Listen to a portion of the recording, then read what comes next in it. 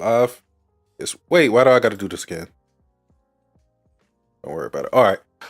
What is good, people? It is the KOA podcast. I am Satsuki the Savage. He is everything animated, and we are here to talk about spring 2025 anime. What is good, people? Hello, everybody. If you are new, please subscribe. We talk about seasonal anime. Also, we talk about just other random animes. We have a good one for you today about Future Diary. We talking about episodes 6 and 7. Yes, 6 and 7. So that is going to be fun, dare I say. And also, we're talking about Lazarus, lady. I always forget this damn name. Like, Modesty is a lady's rockin'. Rock is a lady's modesty.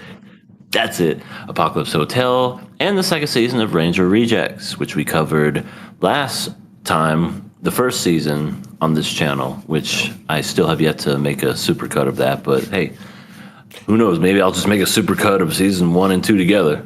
Just reminded me. Put them all. I didn't do the Rock is a lady's modesty. I forgot all about that. I slacked too. I didn't even do Lazarus either. So we're just a bunch of slackers. Hello, Trayvon. Welcome on in, good? And everyone else. Oh man, so EA, how's the week been? Week's been good. I was playing some Repo with my brother, who now lives overseas, so that was fun to do. I was playing with I swear, this whole weekend I was just doing Repo with my brother and friends, Repo with Sea Tactics and Neon Victor. He actually filmed a video, and it was pretty funny, especially at the end when he was trying to do his sign off, and he was like, "This is Neon Victor. Did someone just throw a grenade?" And he just explodes. It's great. Let me ask you this: who is the best group that you played with? It just in terms of like productivity. Productivity? It would probably have to be when I was playing with you, because I think we got to like level 6. I think that was the highest we've ever that I personally have ever gotten. Really? Okay. Yeah, because everyone else, we die at like 3 because we just mess around. We just run over each other and do that spring hop into everybody. So, yeah, as far as productivity, definitely when I was playing with you guys, we got to level 6, and I don't think I've gotten past that since. Yeah, I play with a different set of groups, so it's always interesting to see the dynamics that you get and how far you get, and yes, totally funny too. Hey, there's a monster there. Shut the fuck up, and then you die. What is good, Decrepit Storm? We missed you last week. Yes, welcome back. So I will say for myself, it's been a couple of different things I've been up to. Last night I read this Girls Love manga, which was pretty good. It has one of the most rarity for you. Yeah, of course. Everybody knows that I'm the most homophobic, almost homophobic YouTuber you ever seen. Oh my god! But it has one of the most cliche premises. But I think this is one of the few times where I've seen something so tropey executed well to the point where I don't even mind the cliche. So it's one of those series where it's like, we're doing the temporary dating thing. How many times have we seen that in anime and manga where like 2 characters get together and they're like, we're going to be pretend boyfriend, girlfriend. Million times. Yeah. A million times. So it starts off with that, but there's a I would say a good reason how that happens in the first place. And it's one of those, let's be with each other for a week. And honestly, it's kind of crazy the amount of progression they get in that week. They have sex on day 6. Really? Yeah, on day 6. I was like, oh my God. What is this? This isn't anime. Yeah, mind you, they're high schoolers. I'm like, adults? Some romance adults don't. Some adults in romances don't move this quick. I think she likes me. 300 chapters. Yeah, but yeah, it's very interesting. It's only like 8 chapters out now, but it's been an enjoyable read. And other than that, What is it called for the people out there? What is it called? Because I literally read it yesterday, so I don't have the name memorized.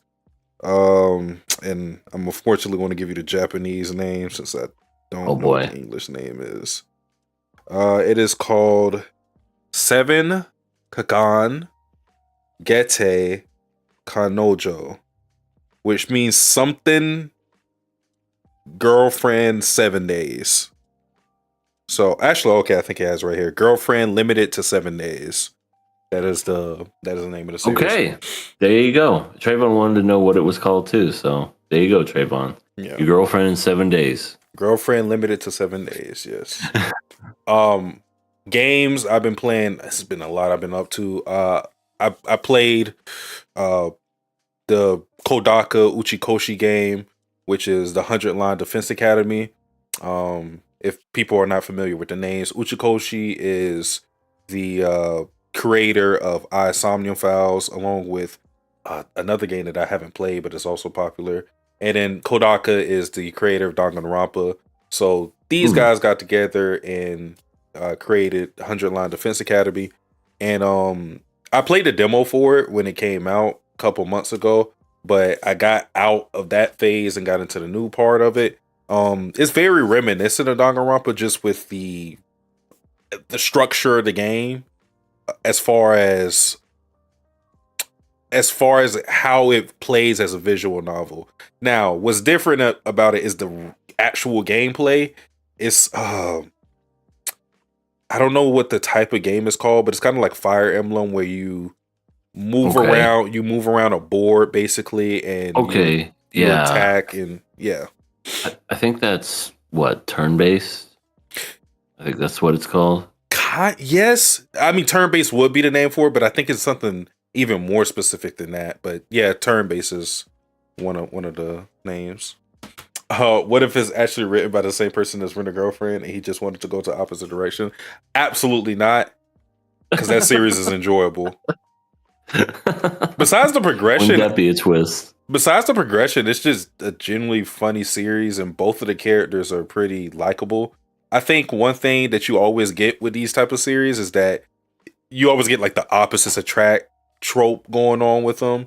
Like one character who's super bubbly and the other character who's more stoic. And this is one of the few times where the stoic character I've found pretty cool. Usually I'm always for the character that's outgoing and bubbly. They're usually the more interesting. And I would say that's still the case here, but the other girl is actually pretty cool. Like, I think the problem is they make those characters mean in the beginning, and then they try to work them up to being sweet, and it doesn't hit for me. Tactical, yes. That is the name of Tactical. Yes. Ah, okay. Cool. And then I played Bloodborne, which that's been a fun experience. Almost done with that game. 6 more bosses left. Been moving, progression, and you got this. So, EA. Yes, I've been kind of sad. I think I need something to uplift me. Well, I think I got something to never give you the blues. Now let's get ready for the KOA. It's Miracle! All right, so I only have 2 bits of news for you guys. So I'll start off with the first one, which is always interesting because it's a chance to call out Nintendo. So Nintendo is seeking a subpoena for a leaker. They're actually subpoenaing Discord to get information from this guy that leaked some Pokemon information. So they're asking Discord to get this. Listen to this. Let's hear it. They're asking Discord to get this guy's name, address, all this, personal information, because he apparently leaked some stuff on Discord. So they're looking for this guy, and I guess they put out a bounty. I mean, there's gonna be a retort to that. What's in it for us, Nintendo? Do we get a free Switch too? Come on. What is it? You get store credit. How much? $2. $2? Yeah, and you're gonna like it. Deal. Because then there would be people that would do that, and they'd be like, "It was him, this man right here. Here's his social. Here's his place where he lives." Oh my God, people would snitch so bad. It's crazy. For that, but name, address, phone number, email.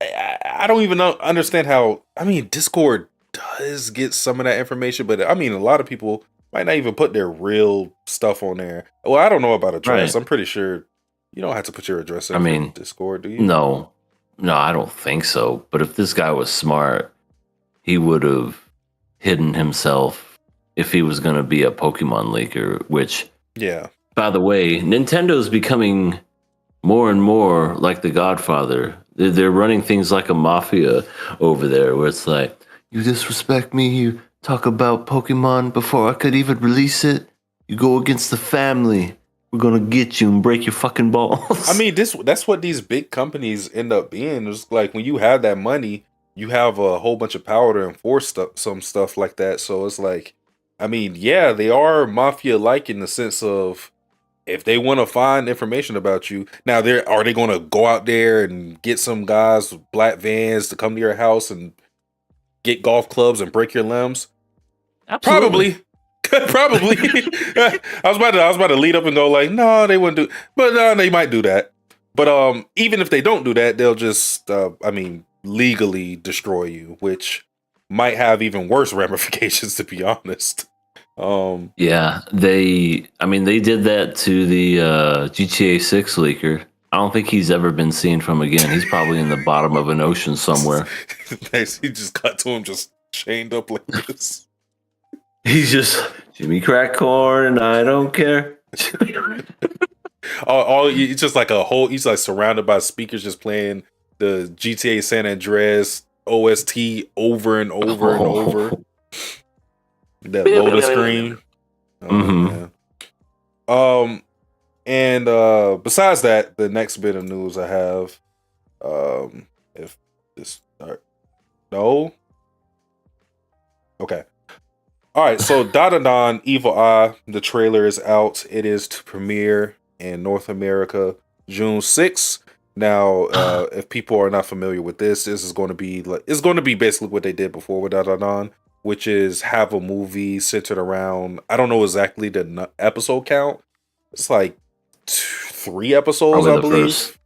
First 3 episodes. Yeah, and they're going to have that in theaters. So if you look forward to that, June 6th is the date is to premiere. And then the actual season 2 is going to start premiering. I don't have the date exactly. I believe it's July 7th, around that time. Nice. So yeah, you'll basically get those episodes a month in advance. Nice. Yeah, it's gonna be a fun summer. Yeah. So we have the second core and the return of Ocean Man. Yeah, and we got to see what happened with the hot spring sexual assaulters. Yeah, exactly. Because it just kind of ended in a weird position. She was getting drowned. There was like 3 or 4 of them, and then the guys are just at home and they peel open a magical portal and they're like, "What's all these papers in this wall?" And then that was it. I'm like, weak. Yeah. Freaking lame. Cripple Storm said they sent Lazarus after him. Oh my God. Well, depending on the crew, I mean, that might not be the worst thing. I'm speaking as a Chris fan. It might not be that bad. Yeah. You're just like, oh no, look what happened. I got arrested by Chris. Yeah, you're just like pointing at the guys. Yeah. So, and they're just like, oh boy. And then she turns around, just like, So sad. Well, do you have any news for us, EA? I got a little bit of movie news for you, Okay. and a little bit of game news as well. So there's this movie that's doing really well right now called Sinners. You may have heard of it. Michael B. Jordan. It was Michael B. Jordan, made by the director of Black Panther, Creed. I think his name is Ryan Coogler, and he made this movie. It's doing really, really well. It's grossed over 161 million worldwide at the box office.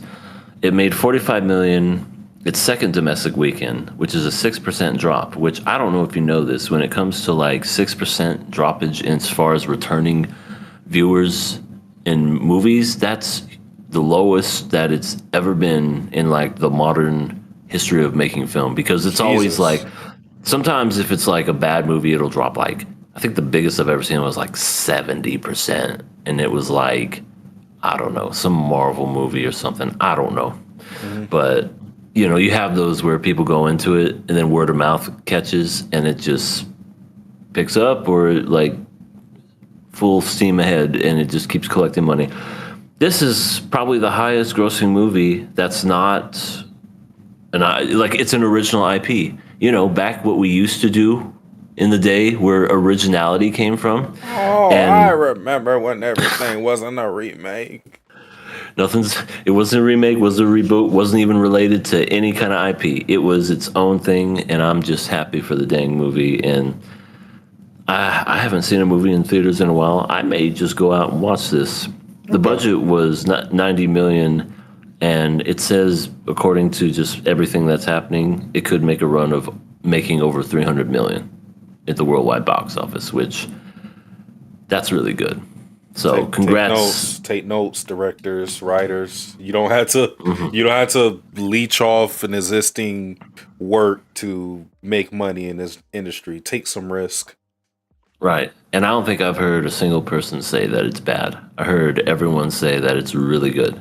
And yeah, I miss movies that are just like this, where, you know, it's not streaming, it's not Netflix, not a remake. It's an original IP that's doing well for itself. That's how things used to be, believe it or not. So there's that bit of news. The next bit of news is not an original IP. It's they re-released the Revenge of the Sith in the theaters for the 20th anniversary, which I saw in theaters when it first came out, which was great.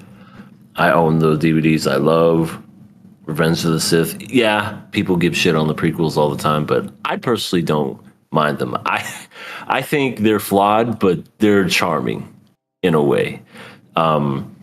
It's the second biggest opening weekend for a re-release in history, and it grossed $25 million domestically, which is pretty damn good for a re-release. That's something that I want to share. And one last thing, there's a little game that came out, video game, called Clear Obscure Expedition 33. Heard of it.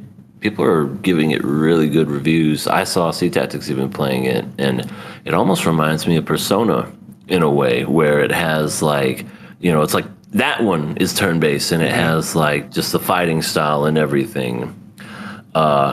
It's now the highest rated game of the year, and it sold over 1 million copies in just 3 days. And it's only $50, which is not bad for a new game. You know, because with games getting more expensive nowadays and things becoming, you know, $80 to $90 now, $50 is a steal. So definitely get to playing that. The main guy in it is Charlie Cox, who, by the way, plays Daredevil in the Netflix ones, which I was like, didn't know he did video games. So I just thought that was pretty cool and pretty neat. So that is my news segment. So good weekend for movies, good for video games, at least in that regards. And let's support more original films, definitely, when they do great. Yeah. Oh my God, it is raining heavy outside right now. Hopefully nothing happens to the stream. This came out of nowhere. But I'm Go ahead. I was say Trayvon said Sinners is great, so I take it you saw it. So that, like I said, I haven't heard a single person that said that movie sucked. It was terrible. I hated it. No, everybody says not just good either. Like it's great, like fantastic, like high praise. Yeah. So I'm just like, it's the 1930s. Why do all the vampires have to be white? Yeah, I know. They're killing black people. Get out of here. Oh, and I heard about the Expedition 33 thing too. Might be a game I end up playing later on. Yeah.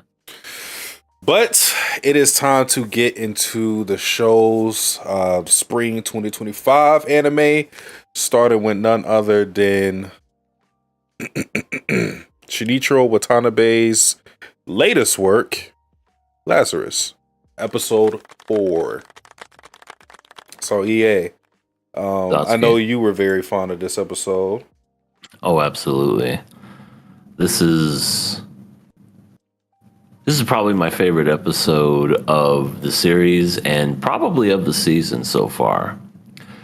It did its job to just capture that old school anime feel and just the unapologeticness of, I don't know, just entertainment and fun. It was really, really cool. Like, I think the fight scenes were great. The choreography was fantastic. I enjoyed.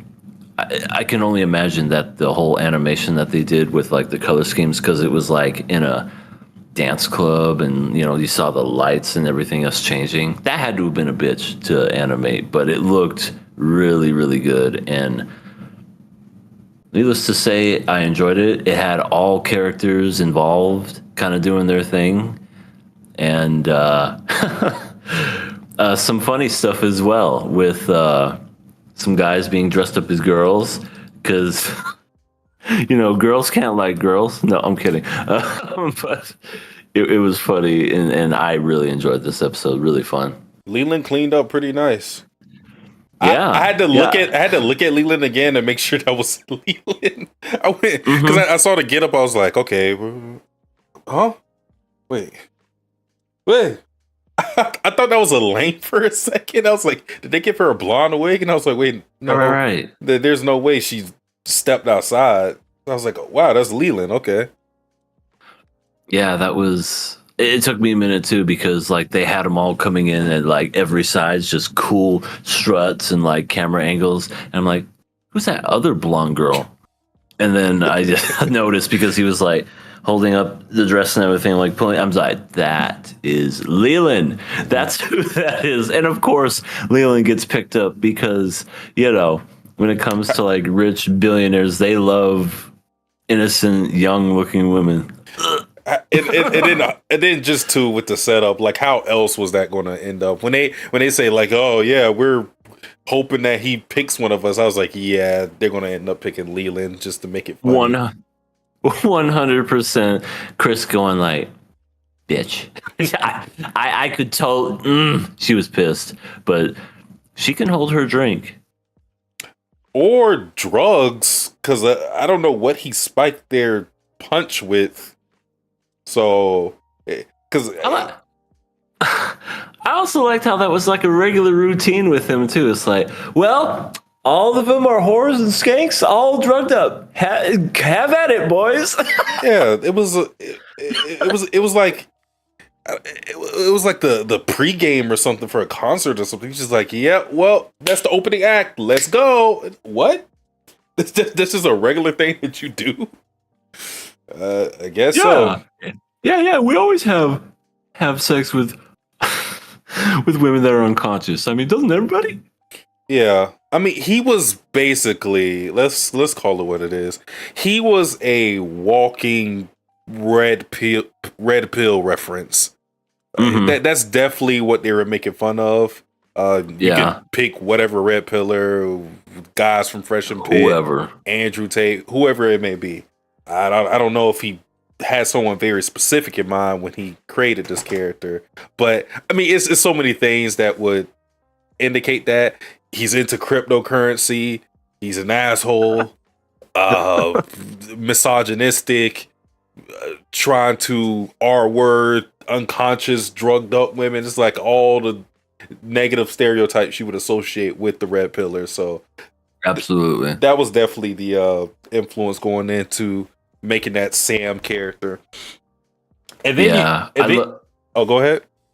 I was gonna say I love whenever they showed like him towards the beginning, where it's like, what is this guy even like? And he's like got the camera and everything. He's like, hey guys, we love Hopna. It's so amazing, and just take it. Peace, son. And then all of them were like, is this guy for real? Yeah. Oh.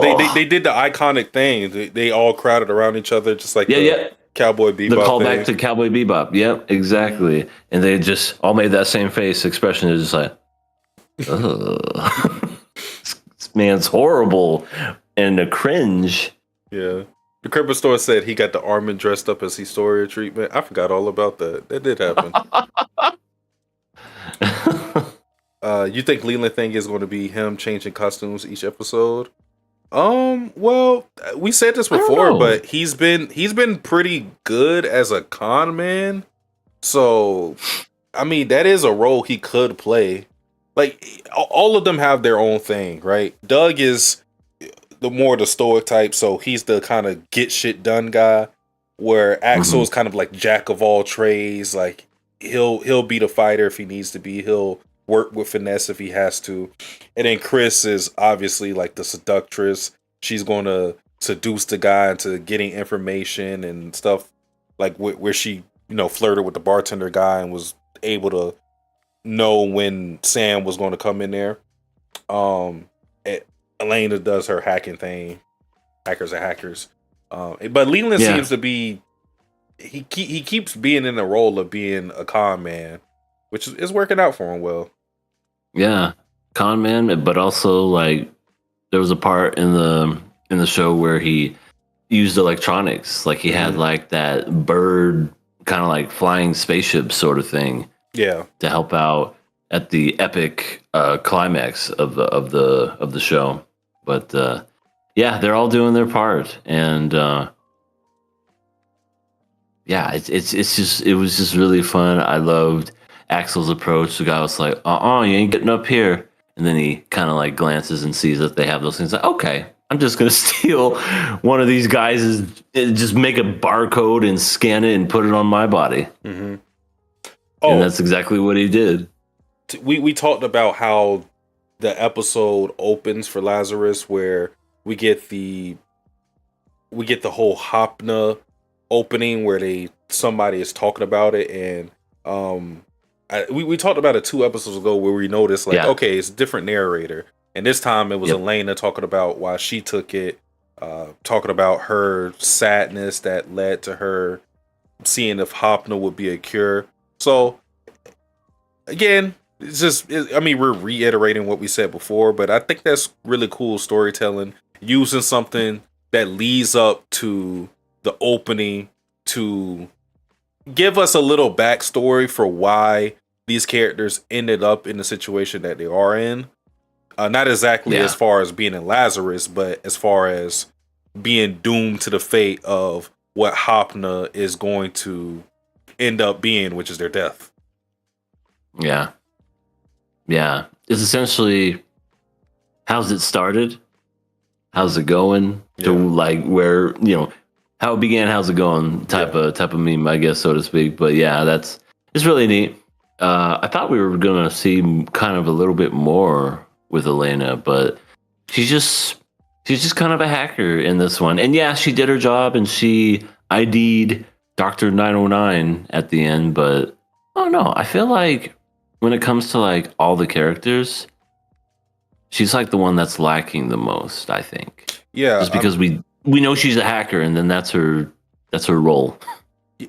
I would say if they were to do an episode centered around like one character and one character only, she would need it the most. Just because I think it would be very interesting to see her character dynamics with everybody else. At this point, everybody has kind of been with the other person maybe not a 2-on-2 or 1-on-1 type of situation, but I mean, this episode, literally everybody was together with the exception of Elena.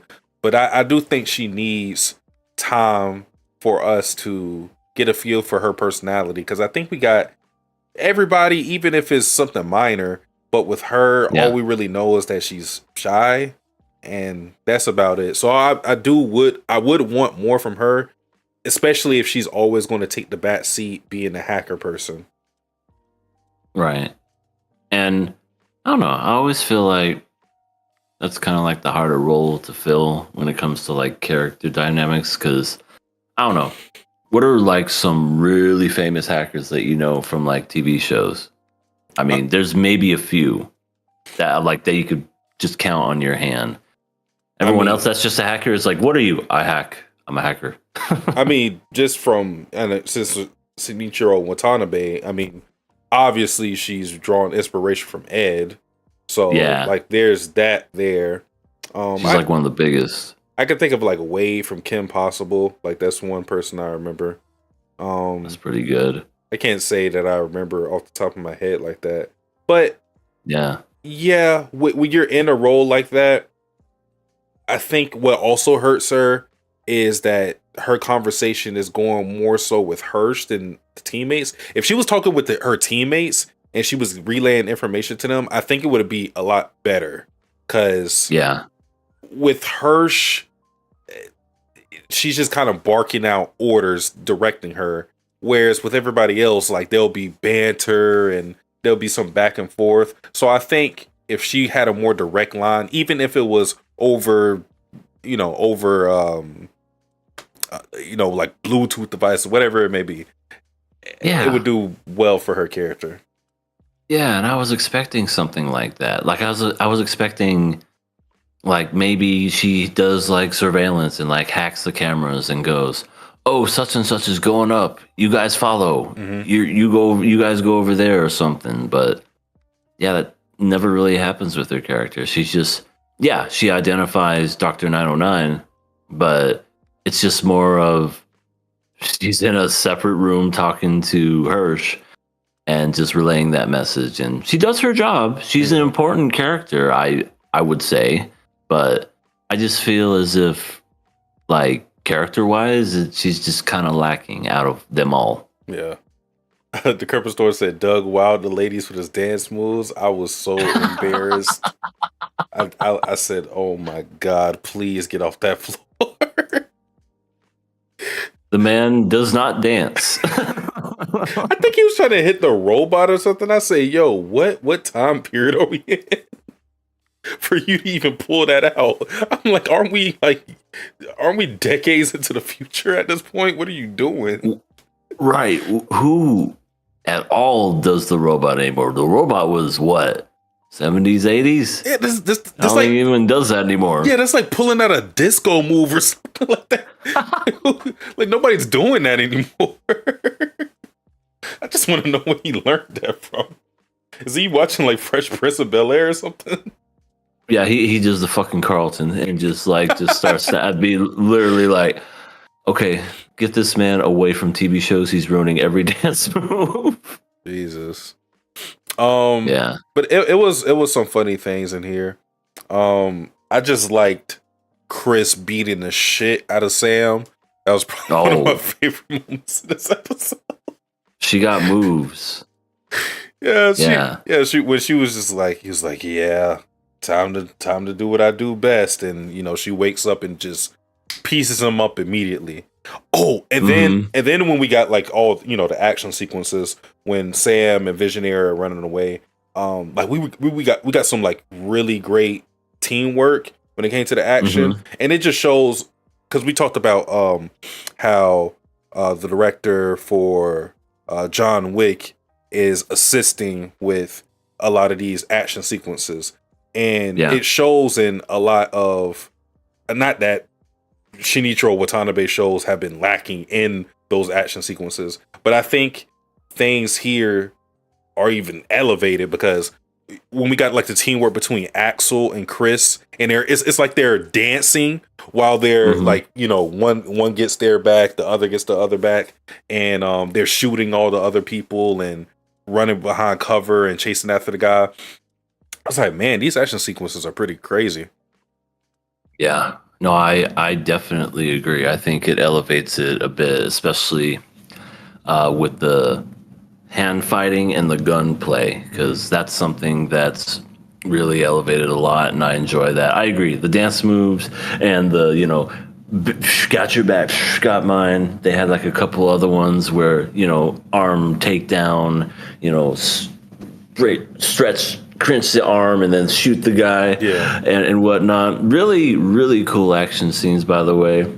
I felt bad for that one guy that got shot because the DJ was just telling him to watch Leland, didn't know her name, was like, make sure she doesn't escape, and then he gets his ass shot just by doing his job. Yeah, and that was another thing too. He said, make sure she doesn't escape. If you didn't think Vision Arrow was already creepy the first time around because he went up to Leland and was like, yeah, I like pure, untouched girls, which we already kind of understand the undertones that go along with that. So it's like, ooh. And then he goes, make sure she doesn't escape. I'm like, yeah, these guys. You got it, boss. These guys need to go. So yeah. The other. Oh, that's what I want to say. We need to put Axel in the dunk contest. He's got hops. when the helicopter was getting away as far as it did, I said, well, nothing they can do. And then he just goes over the rail and then just jumps towards. I said, what is going on here? He's insane. I mean, he's done that how many times? He did that first episode where he did the same thing. It's like he's a thrill seeker, but he's lucky too at the same time. His knees are made out of vibranium or something. There's no way he is surviving these jumps. No way his cartilage is withstanding that. Hopna. He just got the taking those just give me the hopna. That's what it did to him. That's what you'll see whenever it's just Axel at the beginning. It's like, I wanted to jump really high. Well, also that helicopter AI was so funny to me. They were like, ram it to him. No. I cannot do that. And then I like how they would hit it, and then it would do exactly what it commanded it to do. Like it was almost sentient. Like it would be like, "Come on, stupid bitch!" And it was like, "All right, I'll do it." Like it didn't. Well, it even malfunction. It just did what they asked. I mean, don't you do that with things? You just hit it a couple of times and then it works. That's probably what they were referencing. I don't know if I did it with the AI, but I mean that was pretty funny. Oh, that was hilarious. And then when they crashed, the I don't know if you called it, but the helicopter said, "I told you so." Yeah, I saw that too. The "I told you so." Yeah, and they both got theirs at the end because originally Dr. 909, who is the DJ, by the way, the one doing insider trading and whatnot, he wasn't going to get rid of his I guess like, I don't know, like a flash drive or whatever it was, or just anything. And the other guy was like, take it. Yeah. I want to live. I don't want to die. Yeah. I love that. I always love when villains have some debauchery within the ranks and whatnot, where one is like, Stone Cold's like, I'm not going to do any fucking thing. And then they just push him and they're like, yeah, take him. That stuff always makes me laugh. Yeah. So we end up, the episode basically ends with us not progressing as far as finding information in the moment to go after Dr. Skinner. But it's one of those, all right, we're going into more, we're still following the trail where, although Dr. 909 didn't have any direct connection to Dr. Skinner, he got information from a company that knew Hopna was the stocks were going to plummet. a company called Delta. And we see at the end of the episode, like Delta is this probably like a R&D institute, because we saw them like researching something on monkeys or like experimenting on monkeys. Right. So, and at the end, one of them looked like it was dying. Mm-hmm. Yeah. So they had pertinent information as to the stocks failing. So someone, or maybe a group of people knew about Hopping the Plummet, and they wrote it, and because he hacked into that information, that's how he found it out. So now we're going to go to Delta to see if we can find any information on Skinner. Yep. Yeah, it was a really fun episode.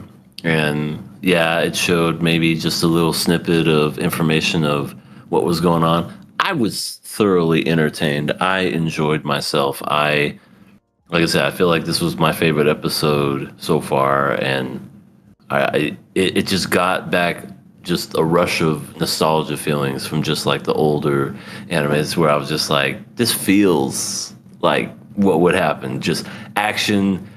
Maybe it's kind of episodic in a way, but it kind of continues the story, but it's fun. And it would be one of those episodes where if you watch it on TV, you'd be like, oh, I love this one. I want to watch it. Yeah, I think that's the appeal. A lot of Shinichiro Watanabe shows, like we go to Carol and Tuesday, Samurai Champloo, Cowboy Bebop, and this show. The appeal of it is that you can watch it or a random episode and get hooked on it, because I think the episodes in a vacuum give you enough entertainment value. Now, there's still a linear story going around, but it builds up to it in a very episodic way. The episode in a vacuum may not have a big impact on the whole story, but it just is a little bit in one direction to get to like the bigger plot of everything. And like I said, that's usually what he typically does with a lot of his shows. And Lazarus is just another example of it. Yeah. Fun stuff, good stuff. Was there really anything else that we missed out on? I feel like that was the episode in a nutshell. No, I think we got everything except for that cat fucking up that officer. That was pretty funny. Yep, the reoccurring gag with that same officer, and he just goes meow meow meow meow meow.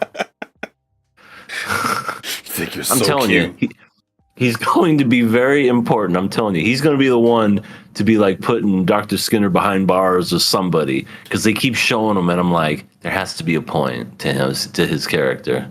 He's going to find Dr. Skinner and then get dispatched of immediately. Oh my god. he gets the black van treatment where he just gets like, wait a minute, no. Can you hear that?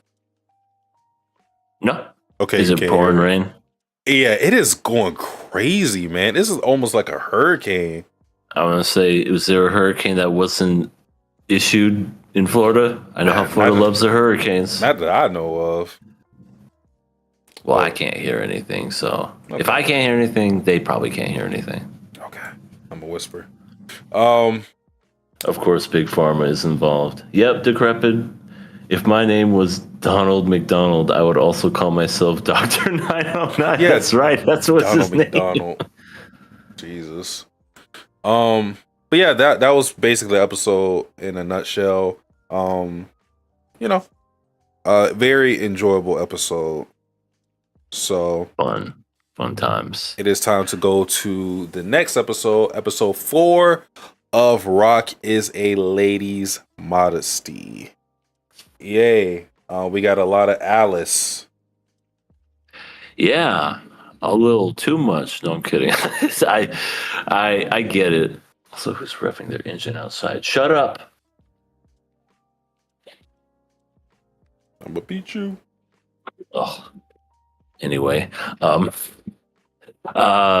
yeah, just crazy, just nothing but Alice. I hate my stepsister. I hate my stepmother. They're just trying to get the better of us and replace my mother. I hate you. I basically stuff that I figured, but yeah, a whole bunch of teenage angst. Yeah, it was definitely something that surprised me this particular episode that caught me off guard was the mother. When she did Lisa's mother. when she did the crazy yandere face, she's like, Yeah. "You're giving up guitar, right? You like a violin more than guitar, right?" That surprised me because I thought maybe we're going to go the direction of where, you haven't played that in a long time since your father died or blah, blah, blah. And that she would have been accepting of it and been like, oh, your dad, whatever. No, she was in absolute just like dismay in a way. It's like, you're not doing that shit again, are you? You're not playing that fucking disgusting, nasty guitar, are you? Because you promised me that we'd never play that again. Oh, no, mother, I'd never. I'm like, whoa. The mother is a little bit of a crazy person. Yeah.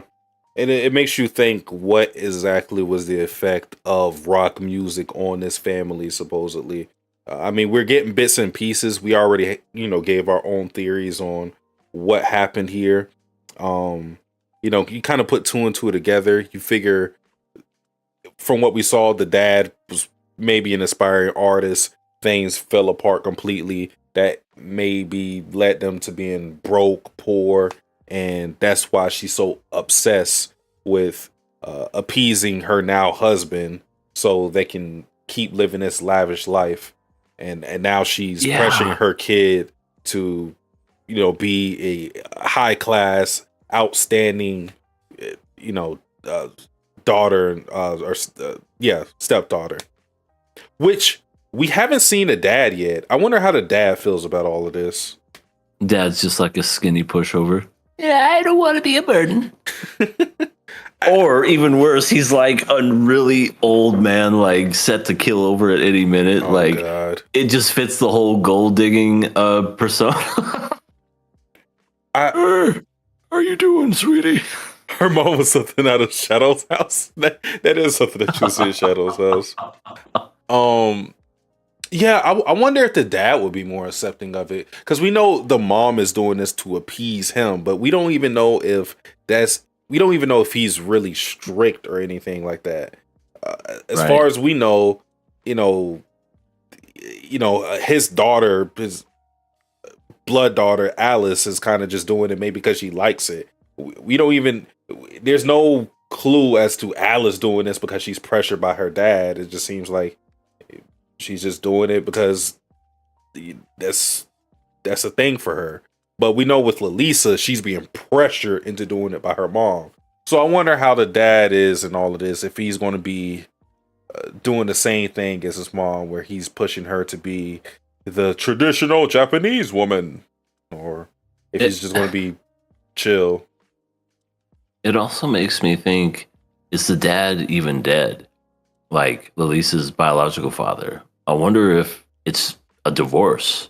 Like nobody actually died or anything. Like maybe kind of like what you said earlier, that he had a dream of being a rock star. It's hard to get into that sort of business, and maybe he was a struggling artist and they were poor and struggling, and she just had enough with it and got a divorce. That would be a change. Instead of dead father, it's just a dead beat. I don't know if they've ever said if he was dead or not, Lisa's dad, but I would imagine he would be dead just because Lisa hasn't even referencing, like, trying to talk to him again. So I would imagine. Can. Well, that's why if it was just a divorce or something like that, I would imagine that she would at least think to herself, even if she couldn't talk to him, like, damn, I wish dad was here. Something like that. But if he was dead, then I could see why this wouldn't be a thought for her. So I'm imagining a situation. He died or something, and then we already know, because Alice said as much this episode, that her mom died of an illness. Classic. Yeah. Yeah. What was her illness? She just got water splashed on her and she just died. It's just illness. That's it. Just illness. She looked in the mirror. Imagine anime from Alice's POV where Lilisa and her mom are villains lying about everything. I mean, she imagined them as witches. It was funny. It was funny seeing Otaha and Lilisa gaslight her. Otaha is such a manipulator. I love her. She really is. And that's what she did. She's just like, oh, it's so nice to meet you, Alice. And your sister said so much about you, he. It's like, nice to meet you too. From there, you find out Otaha is a part of not royalty, but like very powerful family bloodline, where whoever's in that family or gets to become prime minister or whatever. They have a family that raises a whole bunch of prime ministers. Right. And I'm sorry, but isn't that a monarchy? If you're in the same family? No. Well, no. Because they would still have to they would still have to earn that position. Okay. It just seems like if you're in the same family and you become a prime minister, person of, I don't know, like you're controlling the country, almost like a monarchy.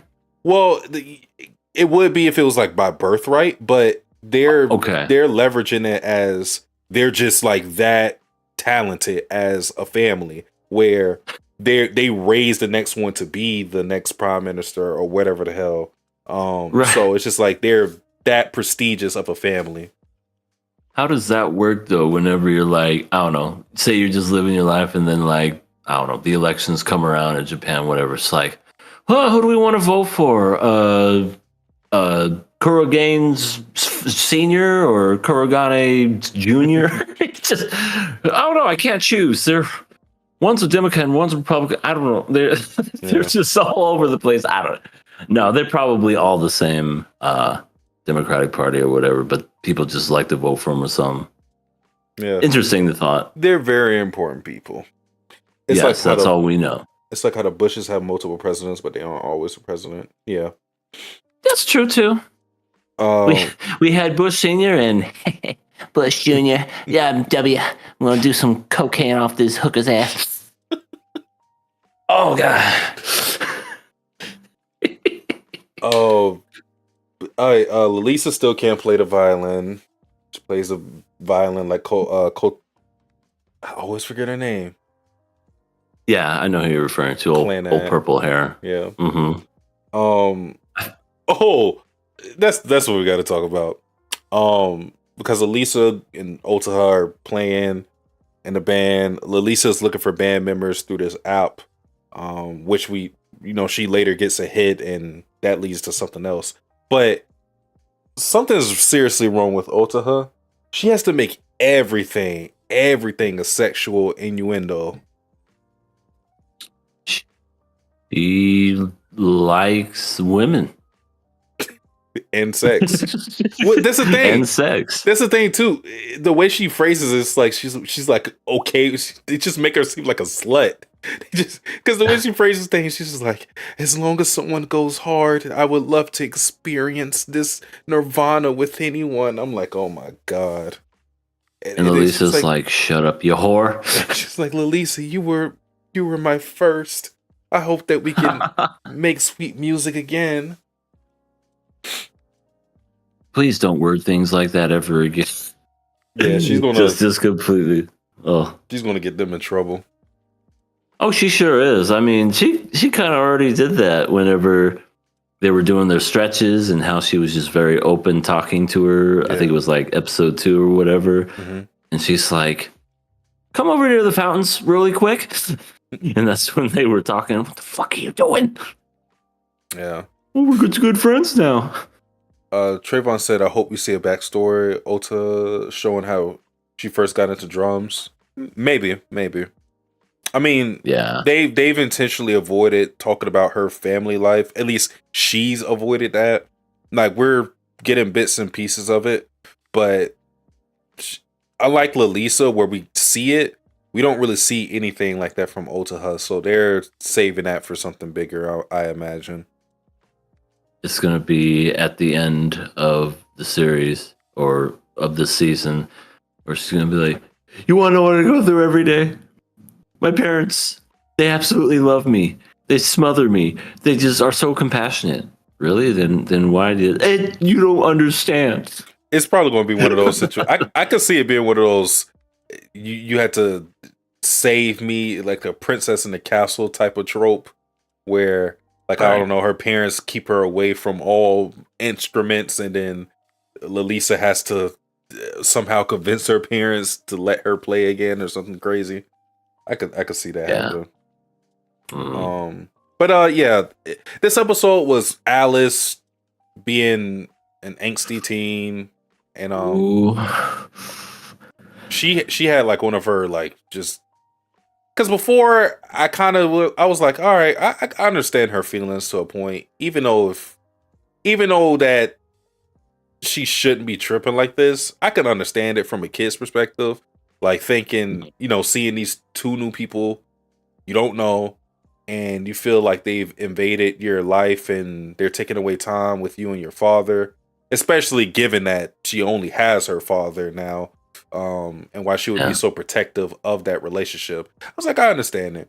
But then she went way too far with the stuff that she was saying to Lalisa, where she, was basically saying, you guys are pathetic guys who are just trying to appease my dad and live off our money.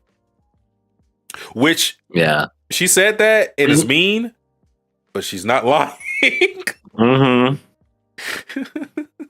It was. Yeah, and then Lalisa was just like, let's get along together because we're gonna be seeing more of each other. Yeah.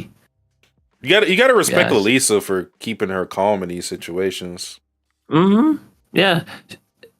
Otaha is the only one that she really lets her whole guard down in front of. But everyone else just, oh, mother, I would never play that filthy guitar. Oh, Alice, we should be professional and get along like sister and sister. Otaha, you bitch! How dare you tell me I suck? Wait. Also, who is that? Person, the girl with the glasses, keeping the lookout for Otaha. Oh, that's just if a random anyone girl. Comes. That's just a random girl that I'm sure Otaha is a fan of. Otaha. We got to remember, Ota is like the most popular person in this school, so I'm pretty sure she can have a whole bunch of cronies do whatever she wants. She has her own cronies. Otaha cronies, attack! I wouldn't be surprised. I mean, look how they always treat Lalisa. Lalisa said, yeah, I'm going to walk the long way to the library. And they're like, oh my God. She wants to take in nature. We've never seen a woman like this. I know. She could wipe her ass and like take a giant shit and like only use one ply, and they'll be like, she's so graceful only using one ply. No, I need to learn to be just like her. It's a magnificent shit. Oh my God. But that's funny. Just some girl with glasses doing the old thing. You think the girl who invited Alice to the event knows Otaha? I don't know. It just seemed like that was just Alice's friend. So, and of course, when Alice's friend was like, you want to go to a place, I was like, gee, yeah, I wonder where she's going to go. I don't know. Probably. And sure enough, after the credits, they're there, and I'm just like, oh, Jesus, here we go. Yeah. So, yeah, Otaha and Lalisa are having a jam out session with these guys, Red Familia, who put out an ad to have a drummer and a bassist, and Lalisa, figuring this is a great opportunity for them to work in an actual band and perform live, took on that opportunity, which, that's also a cool thing. She can play the bass as well. Those skills can translate bass to guitar, vice versa. So that makes a lot of sense. So they take that opportunity, and so when they get there, the guy's like, hey, we won't hold back. We don't want you guys to hold back either. And I was like, I was just looking like, I don't know if you know what you're signing yourself up for. Right. They look like something you would see in like Hibiki Euphonium, Sound Euphonium, and it's just like they play like musical instruments that you would hear in a choir. A guitar and drums. I guarantee you they're supposed to be like they're probably supposed to just be in the background just doing jazz music or something, and they're just gonna be straight up doing hard rock and heavy metal, just double bassing and everything. That's going to be the most interesting part, because I know Lalisa can contain herself, but Otaha is a person who's always pleasure seeking. So I wonder if she's going to lose herself and be the Otaha that we see behind closed doors, because this is the first time we're going to see her perform in a public setting. So I want to know if she's going to be that same amount of crudeness that we've grown accustomed to seeing from her when she's with Lalisa, or is she going to be more of the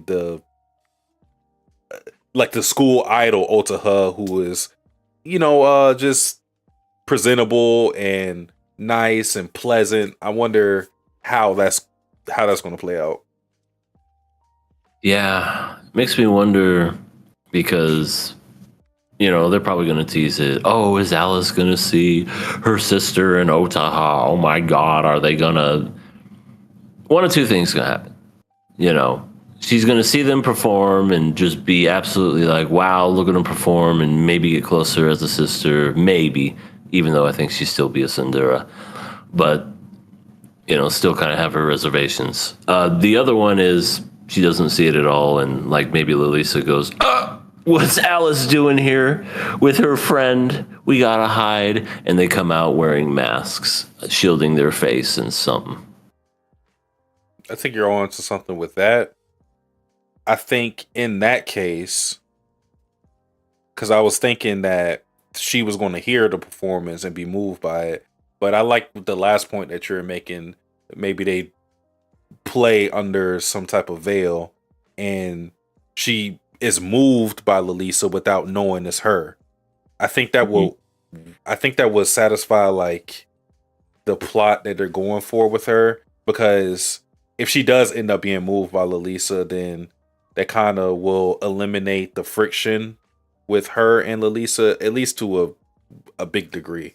But if it was one of those situations to where she respects someone, she respects Lalisa, her stepsister, without knowing it was her, then it'll keep that tension up while also like having something in the background where at any point in time that secret could be let out, and then she'll realize that her sister's actually cool, and so I could see that playing out like that. Yeah. And the thing that would make Alice fall even more in love with them playing is if they wore kitty cat ears, because she loves herself some cats. Yeah. That was like the one time she was pleasant this episode. Yeah. She sees the cat, you see her stare at it for a bit, and you're like, what's she going to do? Is she going to be mad at it, or is she going to love it? And I'm like, she's going to love it. Just watch. And that's when she just goes, oh, you're so cute. Oh, I love you. It's like, she's a cat person. Yeah. Ota probably has that girl on lookout for Alice at all locations. I wonder if she was probably waiting for someone to pop up in that building for a long time, because that means she just that means she's just had her there to always to be on lookout. She was probably like, yes. Yes. It's a false alarm. It's just a squirrel. It was a cat. It was a broken branch. No, I swear this time it's a real person. Code red. Glasses, you call me about this every fucking day. You know what? Just take the week off. No, I'm serious this time. Someone's running up here. And then they get busted. Yeah. That was pretty much the episode though. Yeah. It'll be interesting to see how they navigate this Alice thing, whether she'll see this performance or not. But yeah, because they go on last. Yeah, Yeah, and So it's possible like they get tired. It's like, oh, this is so boring. Let's just go home. Yeah, it could be one of those things to like the classic interruption. She gets a call from her dad right before they're performing. Yeah, a lot of different things can happen. So I could see that. We shall see this week. But moving on to the next anime, it is time to talk about Apocalypse Hotel, episode 3. It is a kill or pass episode, and this time we are 50 years into the future from the last episode. No more aliens, but this time we have Tanuki people, the Tanukians. They're basically just like raccoons looking people. Mm-hmm. Yeah, very interesting. But yeah, I love how that was just spiced in there without a mention. It's like, yeah, we've been serving aliens and alien kind for 50 years. And I'm like, it's been 50 years since they last had that visitor. That just goes to show you that maybe they're going to do a huge time skip. And also, we found the fate of humanity in one of the more darker scenes in this series where, you know, the family just goes in and they're like, oh, wow, what a treasure trove of just absolute amazing bliss. Dead bodies floating in space. It's like, God, that's upsetting, but it's to be expected. They probably couldn't find any cures and anything else, so they all just died out. Now they got robots giving the best damn service to a vacant planet at a hotel. Yeah. Man, they were nasty as fuck. It's the longest time skip in anime. It is a big time skip. So like we started the episode with an interesting conversation between Yachiyo and I just call him Evil at this point. It's the environmental bot. I call him Evil. Evo. And he's just talking about how, you know, basically their work is pointless because they're 50 years into the future since the alien visited. And it's like, why are you doing all this maintaining the hotel when humans aren't going to come back? You know, the Evo bot is pretty much giving up on it. And then, you know, this is going ahead, but seeing what we saw with that one ship and the human being dead there, or humans being dead there, it will lead you to believe that humanity has perished. All the signs point to it. They have not been answering any calls from Yachiyo or reports from Yachiyo, nor the Evo bot. I will say though, we don't know if humanity is dead. That just shows you, yeah. I guess that's true. That ship is there because for all we know, they could have dispersed to multiple planets, and some worked out, some didn't. We don't know. But yeah, they're definitely leading you in a direction of humanity's dead, and they're basically maintaining this hotel for no reason other than obligation and their original purpose, which was to maintain this for humanity to come back to. Yeah. Yeah, we got new like Tanuki people that showed up and kind of like crashed the party. Yeah, we're Earthlings. We're Earthlings. Why do you have leaves sticking out of your head? We are Earth peoples. We speak your Earth language. I love how, I mean, we knew they were Earthlings, but no, I just love how this thing is revealed because the little kids just like, you know, because they keep introducing each other as Earthlings. I'm an Earthling. Hi, I'm an Earthling. I'm an Earthling. The kid's like, yeah, I'm a Tanuki. I don't know what they're talking about. And then they have to get in a huddle. Just say that you're a human. Yeah. He's like, I want to live, so I'm an Earthling. And his tail's sticking out. And it's like, what is that tail sticking out? Tuck it into his pants. Like, no tail. Mm-mm. Yeah. The show is so funny. So yeah, they're pretending to be Earthlings because they are thinking, no, since they're going to a whole different planet, that this is what they need to do to blend in and survive. Because we see they're very timid from when they transform back into like their raccoon form. It's like they play dead.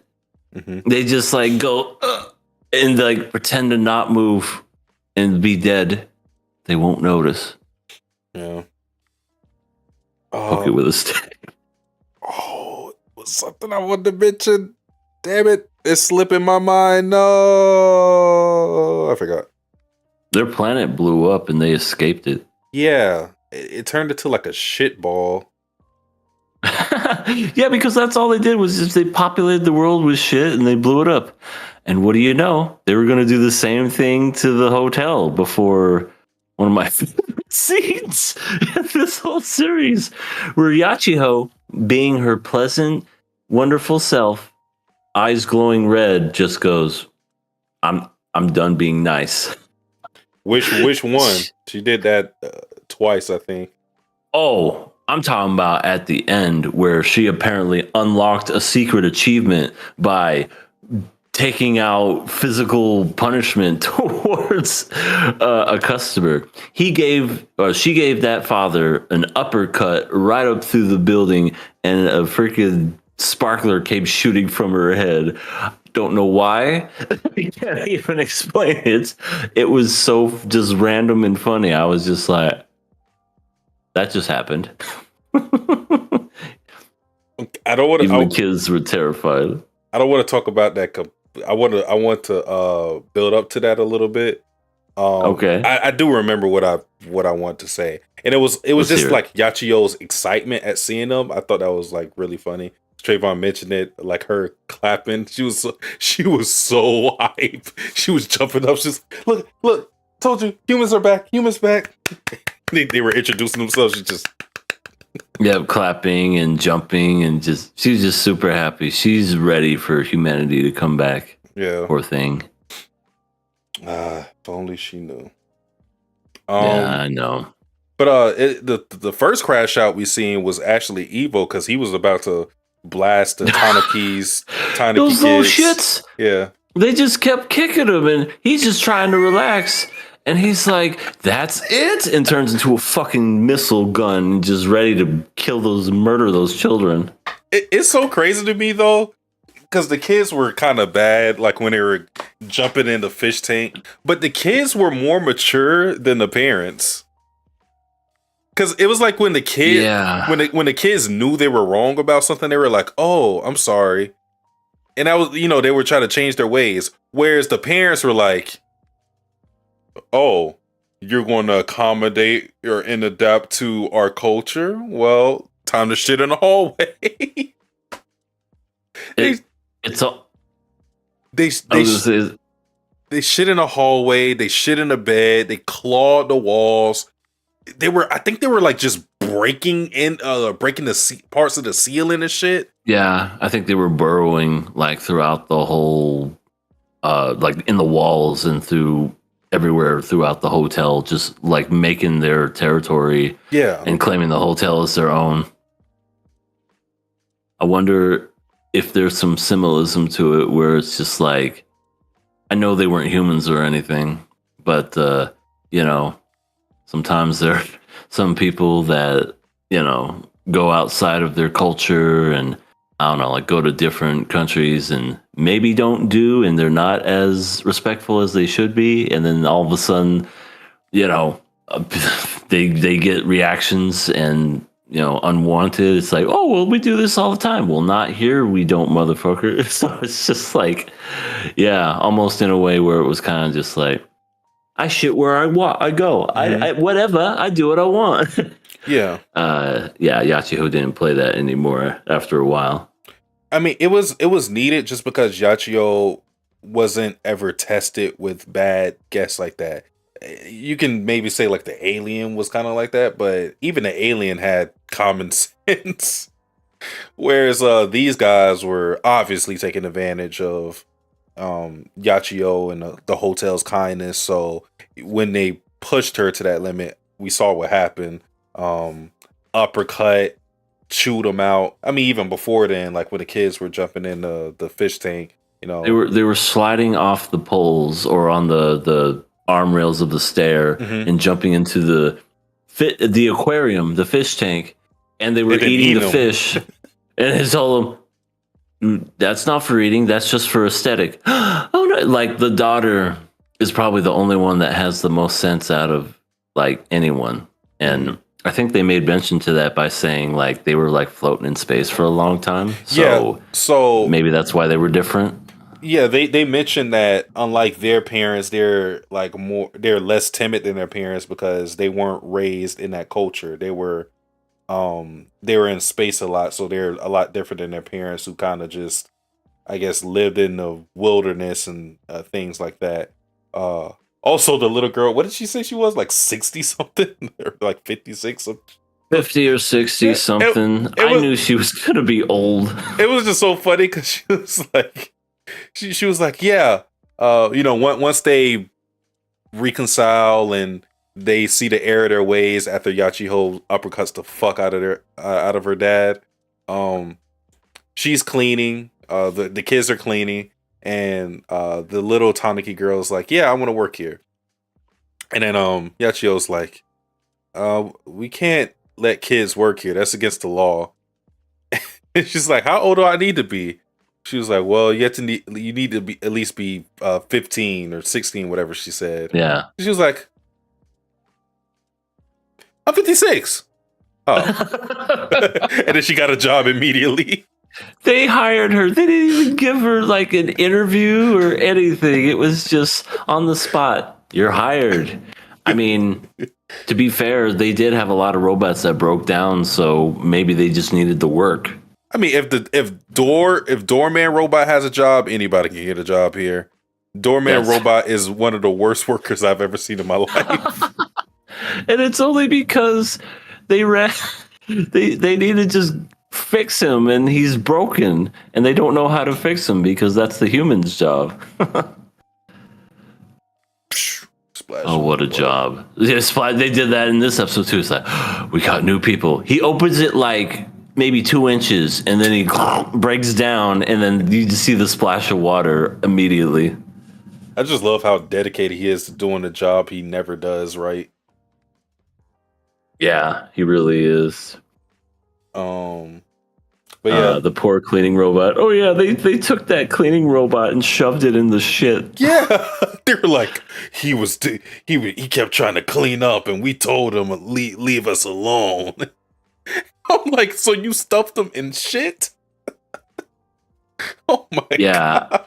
I mean, he was already like before, like cleaning up the little pellets that they left up too, and he was probably just doing his job too, trying to clean it up, and they just shoved him in that mound of dung. I'm just like, no, poor thing. Oh my god. But yeah, this episode was it's one of those bad neighbor or like bad visitor episodes. This is something we've seen in different media, whether it be anime or TV shows. You know, the whole phrase of a fish stinks after like 3 days or something like that. Basically saying that you kind of outstay your welcome in that period of time. And these guys definitely did it because they progressively got more abrasive with their habits and taking advantage of the hotel's customs, which is they pretty much try to satisfy the customer to the utmost. They appease them to a fault, and I think this episode was good just because it showed you there are boundaries that Yachiho is going to enforce. You can't just do whatever the fuck you want in this hotel. There's a line.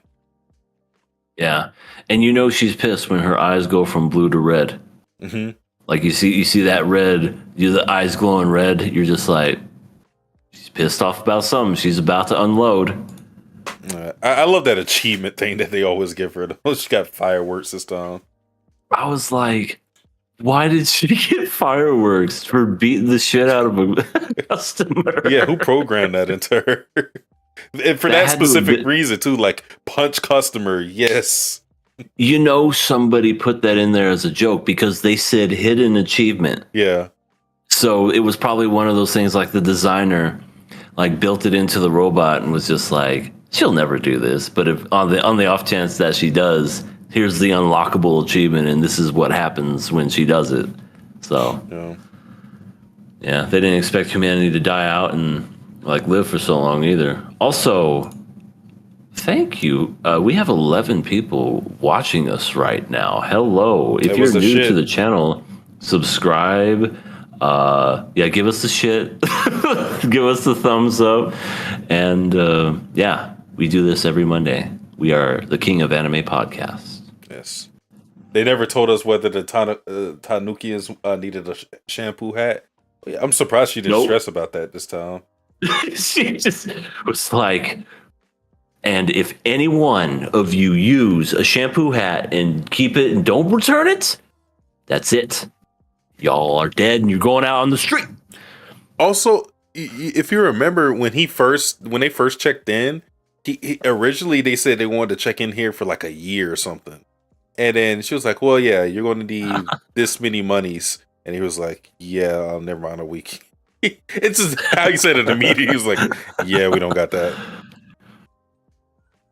It's like, oh, well, yeah, that's not fishy whatsoever. I feel like these characters are going to be like huge in the next coming episodes. They're probably going to be regular staples because I feel like these are the ones like at the end of the episode that like whenever you see like the ending song and the credits roll. So I feel like maybe they're going to stick around for longer, or maybe they won't. I don't know. I feel like we're going to see them a lot more now. Yeah, I mean, interesting. Yeah, because with this show, we never know if we're going to advance a whole bunch of time into the future. Because I mean, we're dealing with robots, so any passage of time is up in the air for what they do. Like we literally had a 50-year time skip because I mean, none of these characters are truly going to be affected by it. So, but it seemed like the Tanuki girl is going to be Ponoko or Ponko is going to be like a regular here since she apparently is an employee now. Mm-hmm. Yep, she's an employee and she's going to show what her parents what they should be doing and how they should integrate with society and not shit everywhere. Shit in the hallway. That's my guess. Yeah, please, people out there, don't be shitting in hallways. That's bad. Okay. It's a different time now. But that's about it for Apocalypse Hotel. Unless you have something to add. I was just gonna say so. I could just imagine them just going like, "I remember back in my day, we used to shit wherever we went." And now you humans and robots want to take that away from us. That's basically what they were doing.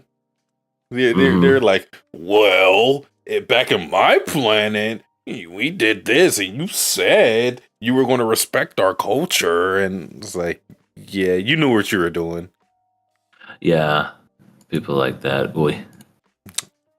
But moving on. But that's it for me. Moving on to the next or the last anime for our spring batch is none other than Ranger Reject Season 2 episode. Wait, why did it do this for me? Episode 3. Oh wait, we didn't kill her pass. Hold on. Take that back. I guess we jumped the gun. Oh, by the way, guys that are watching us that are new here, we kill our past episodes after 3 episodes, so we give it a fair shake. This is now episode 3 of, Apocalypse Hotel, and killing it means we don't have to ever watch it again. Passing it means we watch it for at least 3 more episodes, and we essentially go from there. I'm enjoying this series. I like it. It's an easy pass for me. Well, that kills it right there. What? Not kill it, but that kills the choice of a killer or pass. Because it has to be, for us to kill anything, it has to be a unanimous decision. So I was gonna say, wait a minute. I don't think that's how this worked. Yeah. I pass it, then it kills. All it takes, this is just us two. Usually it's us three. Seek Tactics isn't here with us for this season, but Yeah, since be back it's, next season. since it's only us two, all it takes is one pass for a show to pass. So let me put on a screen real quick. It passes.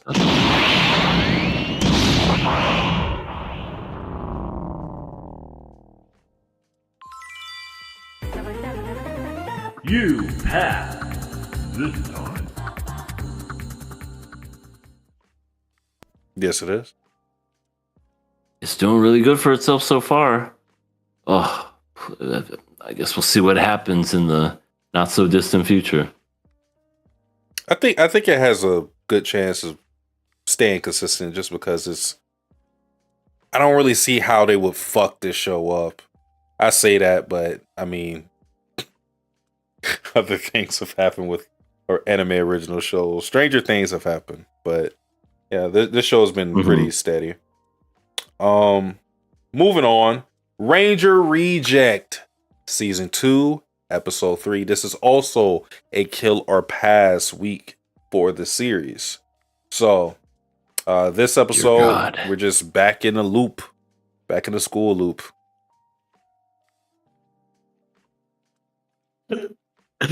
Yes, Angel snitches right off the bat.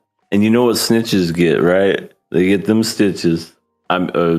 Yeah. But they were on top of the roof, and lo and behold, the principal shows up, and we are we're introduced to the kind of like what you pointed at. It was the other ranger, the other Green Ranger. But is it? Or is it something else? Ooh. We do see him use the divine artifact. Mm-hmm. The replica. Wow. Yeah. Essentially, it's just, I don't know, it like moves with whatever, like, kind of like the earth powers, where it's just like an avatar where they just move the earth and everything. Pretty cool stuff. But yes, now Angel is fully gone. She's just like, what do you talk about? I'm at the school. I'm pretty. I'm cute. I got my heterochromia eyes. You don't know me.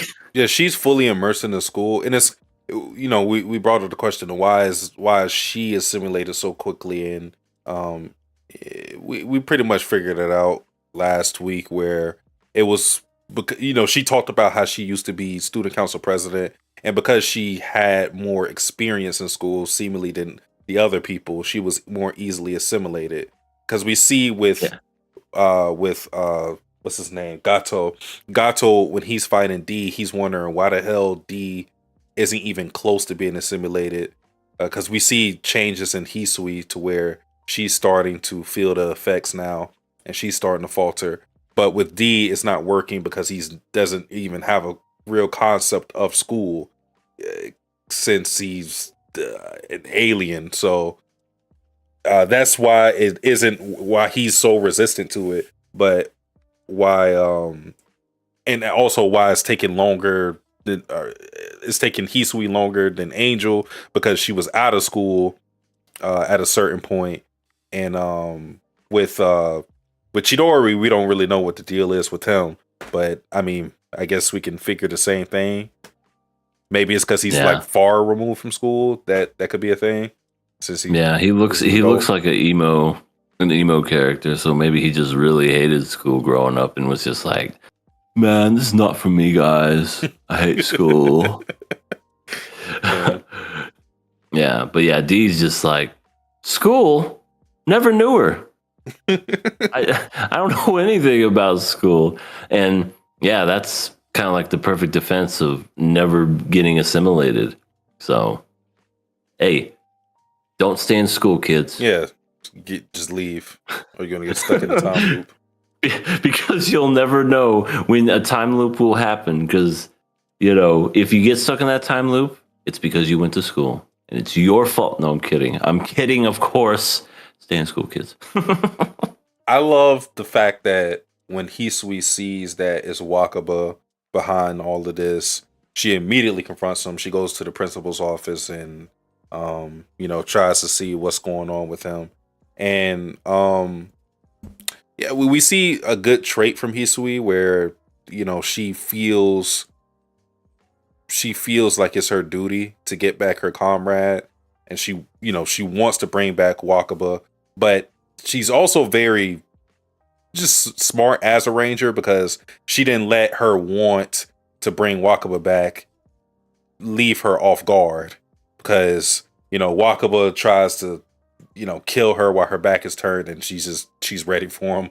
I love how she uses her weapons too, where as opposed to everybody else just like using the kind of like a lightsaber, she has broken up bits and pieces of it that stays in her stomach, and she just spits it at people. Yeah, it's pretty cool, and she's got a cool mask too. Mm-hmm. Yeah. At least this loop isn't in Lalisa's school. So kawaii. Oh my god! It's like, stop saying I'm cute. Leave me alone. She just broke the rules. She just tried to kill the principal.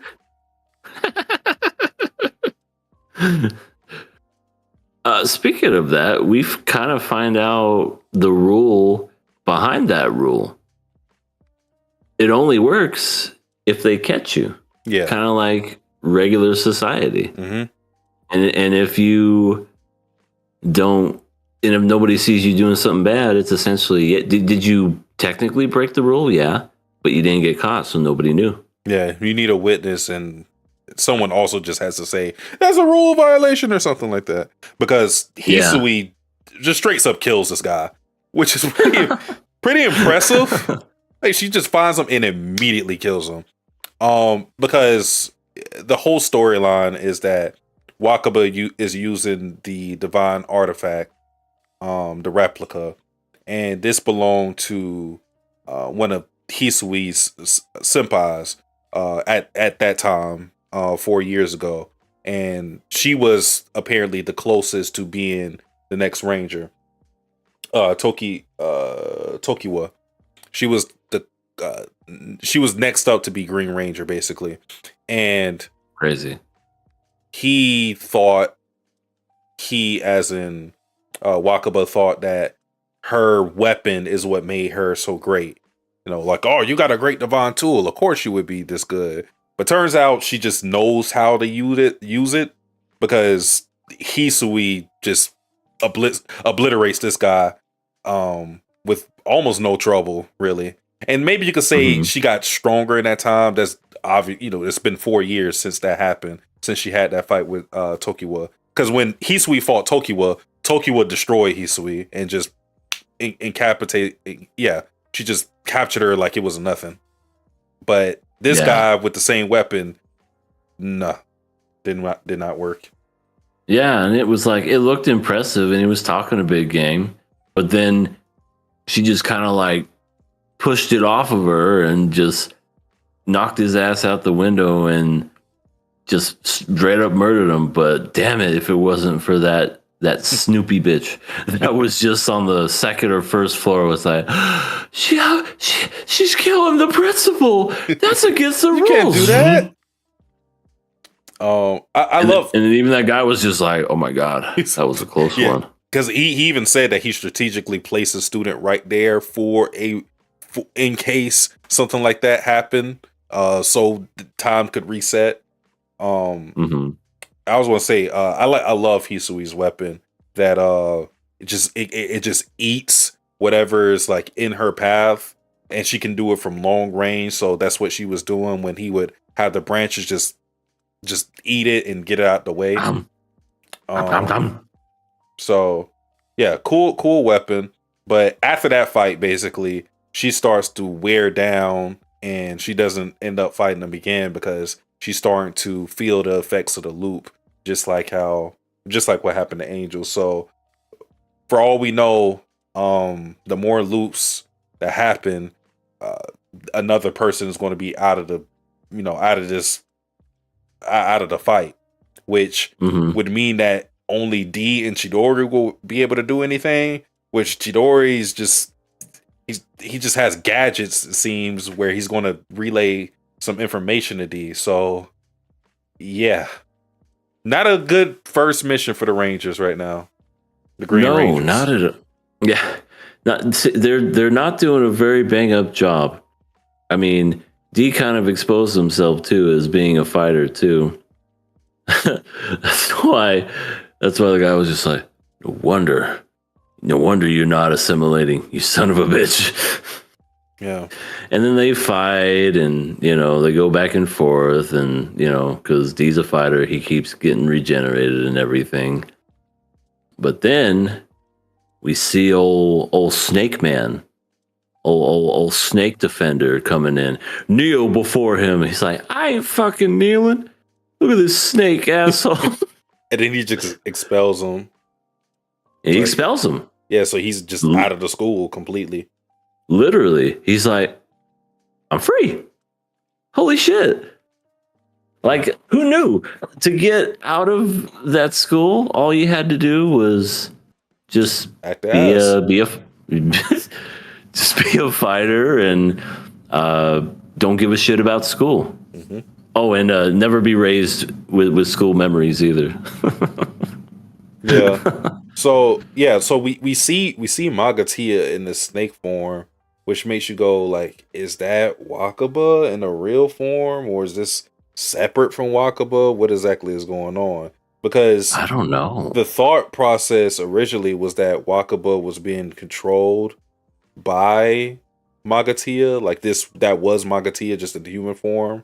So we never really got that. We never got an answer to that question, whether this is a separate entity or if this is one in the same person.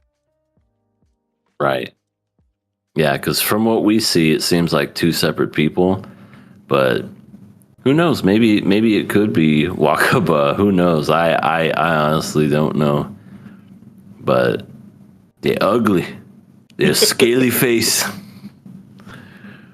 Yeah. But yeah, I'm just curious to see what D's going to do now that he's out. Is he going to try to go back in? Because it seemed like before he said, because he was talking to Big Game, he's like, I don't care about, like doing this whole thing. You can do what you want to do, guys. I just want to get my revenge on the Rangers.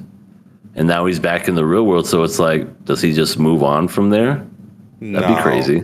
See, well, here's the thing with D. He talks a big game and he presents himself as the villain.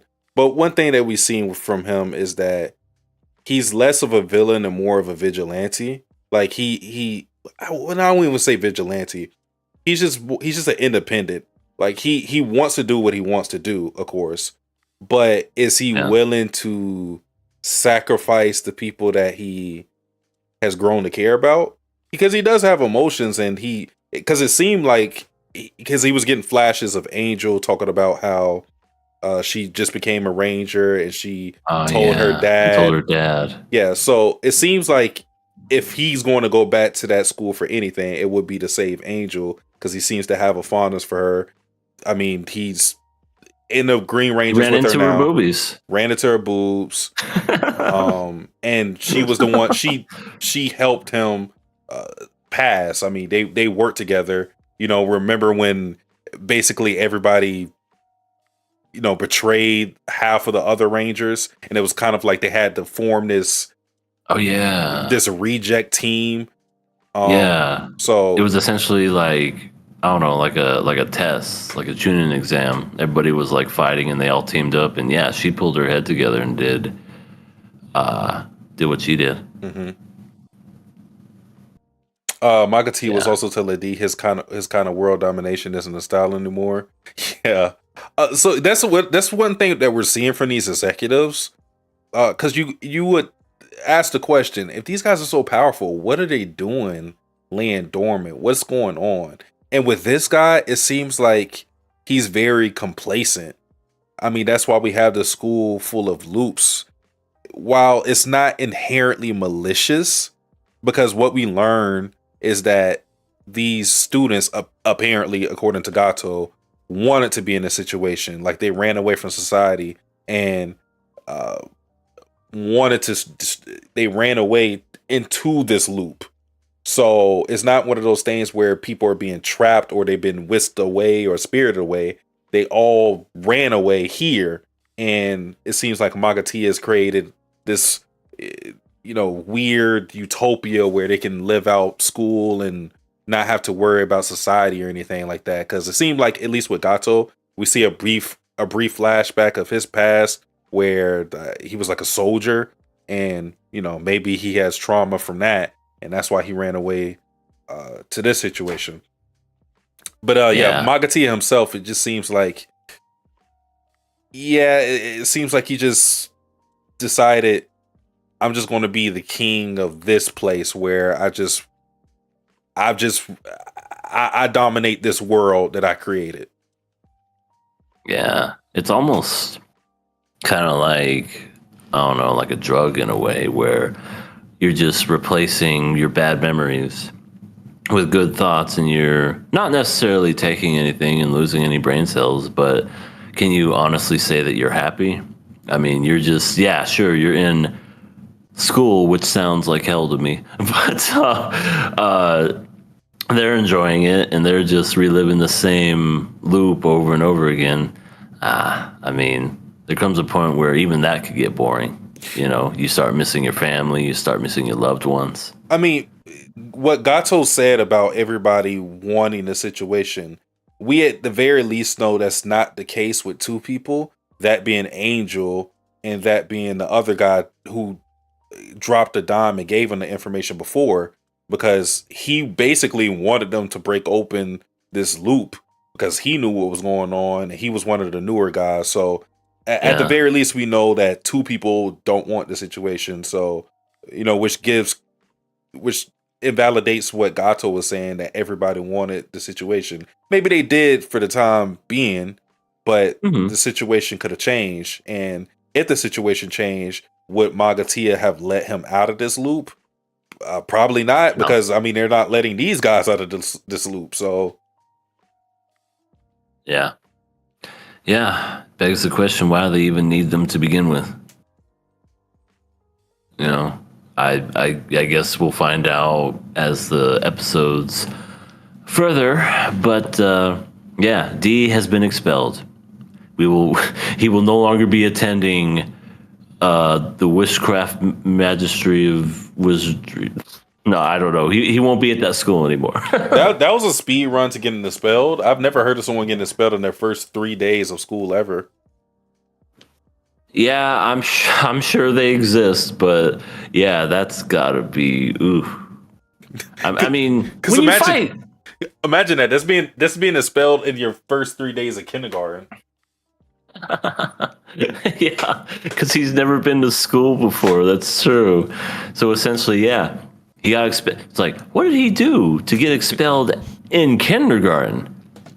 He lit the fucking classroom pet on fire or something really bad. It was like one of those kids from Elfin Lied. Oh my! Bashed the dog's brain in, and it was the class pet. And then let's just say the other kid used her vectors and just murdered everybody. Oh, that's why she's expelled. Yeah, that'll get you expelled. Probably. Jesus. How dare humanity betray me? I will never trust humans. Understandable. But that was pretty much. Then we got the kaijus still attacking. Yeah. At the end of the episode, big old giant fish monster. Mm-hmm. Just, I love how nonchalantly the kid's like, "Mommy, what is that fish monster over there doing, eating that thing?" Elephant. Not even like terrified, not even crying, just, there's a thing eating an elephant. Is that like supposed to happen? The whole, I've been to zoos before. I don't think I've ever seen anything like a fish eating an elephant. Yes, and then Red has a press conference, and he's just like, "Fuck them kids." Yeah. All right, let me do some pictures. There's nothing getting done with ranges right now. No. Ever since Blue died, no one gives a fuck, especially Red. Red gives the least fuck about anyone in the show. Yeah, I mean, like the only saving grace as far as like the leadership of the Rangers is maybe Yellow gives a shit and maybe Green gives a shit, but Blue is dead, Red is evil, and Pink is incest sister. So Pink is just insane. yeah, it's not a lot of hope in the upper brass of the Rangers, which is crazy too, because it seems like the juniors have a level head. Like they seem like they would be good for the public. I don't know why it seems like the Dragon Keepers are just horrible people. Like the big guy from the pink guy from the Pink Rangers, he seems cool. Yeah. What's her name? Aoi or Al? Is it Almine? The blue girl. Yeah, the midget. Yeah. Alzome. Yes. Alzome. Like she seems like she has some morals. I mean, the blue in general seems to have morals because he had some too. He was just kind of gruff and stuff. Yeah. We don't see anything from the Red Juniors because they keep dying.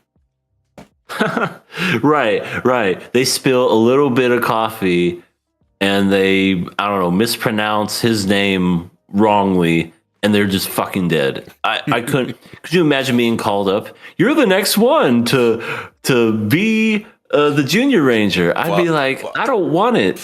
Yeah, that's one of those jobs where you had to do nothing to hope you never get promoted. At this point, they're just picking random person. So, who wants to get promoted? Come on, any takers? I mean, what about you? We know it's not even based on how strong they are at this point. It's based on politics because he's like, yeah, that one guy, with the panda makeup. He's like, yeah, he seems like an obvious choice to be the junior since for sure. How strong he is. But he's like, yeah, I'm not making him that because his face is too scary. So it's not even based on talent. It's for him at least. Yeah, that's it. It's like, I don't like his face. Her ass is too small. I want a bigger ass before I can promote her. It's just all it comes down to. Yeah, like everybody seems Hisui's put together. We don't know about Green. Well, I guess Yellow. Yeah, that Junior is. She's not really put together. No. Yeah, Yumiko's not really. Yeah. I mean, she's got her own problems on her own, and she's willing to laugh at Red's misfortune because he brings up Blue, and she just goes, "What did you just say?" Nothing. I just thought of something funny. Give me one reason I shouldn't crush your fucking face. Just a little just pisses him off. She 100% did that on purpose. Oh, 100%. She was like, well, looks like you lost your fucking buddy. He's dead and he's never coming back. But I think that's it. The Crypto Store said Red is so good at doing nothing, he should run Hotel Gengaro. Yeah. Oh my god. Absolutely. He'll probably get fired from there too. Yeah, for sure. And yes, justice for the elephant. That poor elephant. Yeah. Oh yeah. So we are done with our spring shows. So yep. It is time. Wait. This is a killer pass, right? Oh yeah, it is a killer pass. Thank you for reminding me. We keep doing this. But yes, killer pass. It's Ranger Rejects. It's entertaining. I love it. This is an easy pass for me. Same for me. There's only one show on here that I would kill, and it's one that we can't kill. Yep, because we decided we were gonna write it out and watch it again. All 24 episodes. Yep. Let's put the pass screen on there.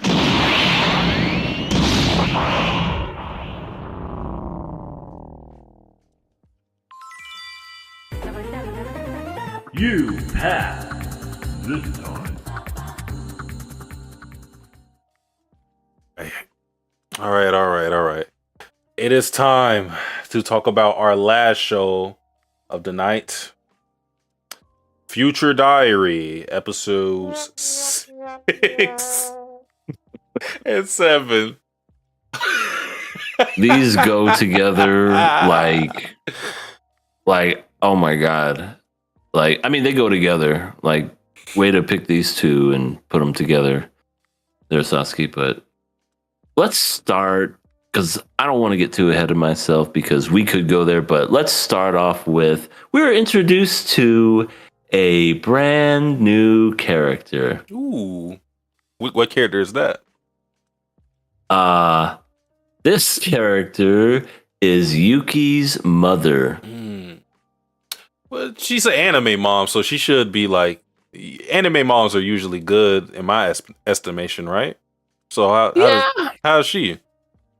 I mean, she seems like a mother that really likes her son, and not in that way either. Before you get the wrong idea, Yeah, no Mamako. Yeah, no Mamako, and she's I wouldn't say she's too doting, or like she likes to embarrass her son. I don't know about you, but when it comes to Yuki's mom, she seems very, very open to her child's sex life. And he's in middle school.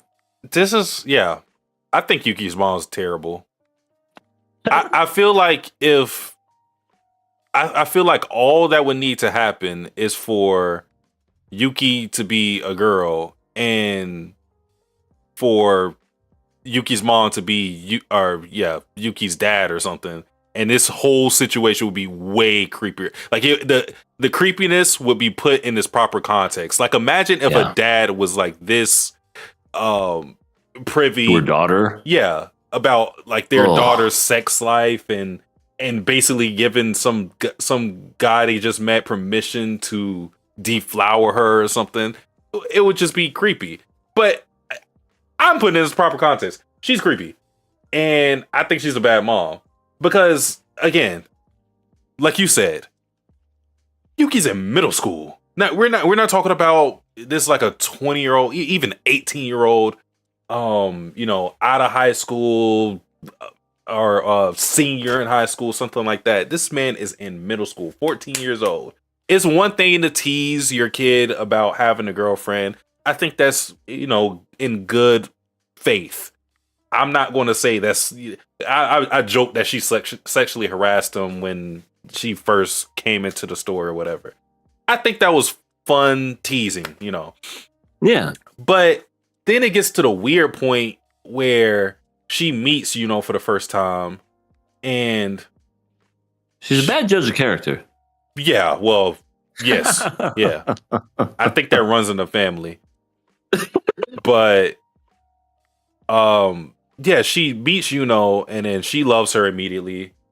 Which it's understandable. The pink hair, she's so adorable. It's understandable that she would like her immediately because knows how to turn on the charm and the cuteness and appear to be, meek and she's not killer mode, obviously. So she's looking at her as a normal 14-year-old who just is, her son's now girlfriend. So it makes sense that she would like her and everything. The problem is that you immediately ask, "Hey, you guys been fucking?" Okay, that's weird enough, but I'm like, whatever. But then she just gives permission. She's like, "Yeah, if you guys want to have sex, I'm totally okay with it. Matter of fact, sleep in this room, and Yuki, have sex with her as long as you wear a condom." And I'm like, yo, what do you want your kid to get? First of all, just finding out about sex and girls, you don't want your son to get someone pregnant at that age because you don't want them kids raising kids, essentially. Mm-hmm. And you're just full on going, go, Yuki, put it in her. Yeah. It's just so weird. It's so weird. I agree with you. I don't know why. It's like if the roles were reversed, it would be creepy, but they treat it as if it's supposed to be like a comedy at this point, and it's like, yeah, it's not funny. It's weird. They try to use these moments I feel like they try to endear you to Yuki's mom. They try to make the audience feel, they try to lull you into a sense of, oh, she's just being like, she's being a cool mom, essentially. And I'm like, no, she's just being very odd. Like, you're not being a real parent. Because what parent would tell their 14-year-old it's okay to just have sex with a girl that that's the thing. I'm not saying it would make this any better, but you literally met her this day and you're saying, yeah, you're fine. You're not doing any type of work as to try to find out who this person is. Nothing. You're just saying, yeah, Yuki, go ahead. She's cute. She can cook. Right. She can cook and she's got pink hair. It's essentially, oh, and she looks cute. You know, give me a break. She met this woman when she was hiding in Yuki's closet. Mm-hmm. So, I mean, that wouldn't be any kind of red flags right away. Why is this woman in your closet? Why are you trying to hide her? And she didn't tell me. She didn't know it, but she broke into their house. Right. She even sees it. She, oh, Yuki, did you do something earlier? There's a hole in the wall over there or the window. Mm-hmm. And also, wouldn't you put that together? Your son is she doesn't want you to see her. There's a hole in the window right there where it looks like someone broke it in. She's doing everything in her power to hide. And the only thing that you have concern about is, why does this 14-year-old boy have a porno mag in his room? Every 14-year-old boy has a porno mag in their room. Yeah. She seemed to be more like, she was mad about that than right, anything. She was more mad about that than the fact that he have sex with this girl I just met. But heaven forbid you have a porno under your bed. Yeah, like I said, that's just my problem. I feel like they try to endear you to her. They try to make her seem cool, and I'm just like, maybe I felt like that when I was a kid. I think as a kid I thought Yuki's mom was a good character. But now that I'm looking at it through the lens of an adult, I'm like, wow, she is just really, this is predatory behavior. This is not something that you should do as a parent. Like, this is horrible. And then it's like they try to do this thing again. They try to be endearing with her, where she's showing the baby pictures to and it's embarrassing. And it's like, all right, they're trying to treat it as like, oh, she's just, oh shucks, she's just embarrassing little old Yuki. And I'm like, no, it gets to a point to where this is just straight up harassment. Like, why are you doing this exactly? I know they do that a lot in shows where it's like, look at these cute little baby pictures, because it's supposed to be, I don't know, like the overbearing mother, where she's just like really proud of her son and or daughter and is just showing off the photos, and it's just like, this is my child. But yeah, I agree. It's one thing after another that just keeps cascading and rolling over itself, and it's just like, you are just making one bad decision after another, Yuki's mom. Yeah, and it's so crazy how I changed my opinion on Yuki, because I'm like, oh my god, I just feel bad for this kid. Right? I swear he was like everybody hated him. I don't know a single person, even I hated him. But now that I see it, through a lens of an adult, I'm just like, he's just trying to make it out alive, so he's doing everything he can, even if that means being with so to speak. But everyone else is nuts, and he's just kind of normal. Everybody in the show is half insane. And he's the only one that has some trace of sanity left in him. Right. It is crazy. I feel bad for Yuki. Like, yeah, sure, everybody made fun of him. Oh, he's such a little bitch and everything. Why has he got to be this way? He's got a hot girl. He's just trying to make it the next day and survive. He is thrusted into this world. He didn't ask for any of this. It's just happening. He literally didn't ask for it. Deus Ex Machina goes, hey, wouldn't it be cool if you could see into the future? He goes, what? You're in a death game now. I hope you like it. What the fuck? What the fuck? Yeah. Yeah. Imagine if somebody came to you, it's like, hey, would you like to try this brand new video game? Like it's never been tested before. It's kind of like a demo. Yeah. I'll play this demo. I'll let you know how it is. Oh, by the way, if you die in the game, you die in real life. Have fun. This is a battle royale. See ya. And you get shoved into it, and you're like, wait a minute, what? You take fall damage immediately. Right. This isn't what I asked for. Speaking of Deus Ex Machina, he says it, EA. He says it. He says his criteria for why he picked the people he picked in this death match. He says, and I quote, this is a direct quote, at least from the English dub. He said his criteria was based on uniqueness of character. That was his priority in choosing the people he chose. Well, I mean, I will admit, everyone's fucking unique. I can't deny that, but Deus Ex Machina, you need to reevaluate how you pick your people, because that's not a good quality trait. Being unique doesn't mean you're a good person. Then, there's a lot of murderers that are unique. And then, like, what does unique mean in context? Because I mean, for a lot of these people that have been chosen, half of them are like psychopaths. So I don't know if that's uniqueness of character. You know, I don't even think he even knows what the word unique means. I think he just thinks crazy means unique. I think he meant unique in like their character designs or something. He's like, this one is pink, this one is purple, this one has black hair, this one has orange hair. That's unique. What? Right. That's his definition of unique. Not in character, personality, or traits. It's just that person has really cool looking hair. That's what he means by unique. My God. And he's like slowly dying. We see his fingers, like a crack in his finger or something. So they have to win the death game in a certain amount of time, or he's gonna die or something. Well, yeah, because we feel so incredibly sorry for this random fucking god. Oh no, he's dying, and he picked unique people to take over for him. He's an idiot, is what he is. Well, speaking of idiotic, so we get a question or an answer to one of our questions last week, which is how in the hell wasn't like Yuki or somebody arrested for the murders that occurred? And apparently it's because the police didn't deem these murders. They deemed it mass suicides. Yep. They just did their detective research. They did forensics. They kind of like went in like and just examined everybody and everything. And they went, yeah, it's a mass suicide, all right. Axe to the neck, suicide.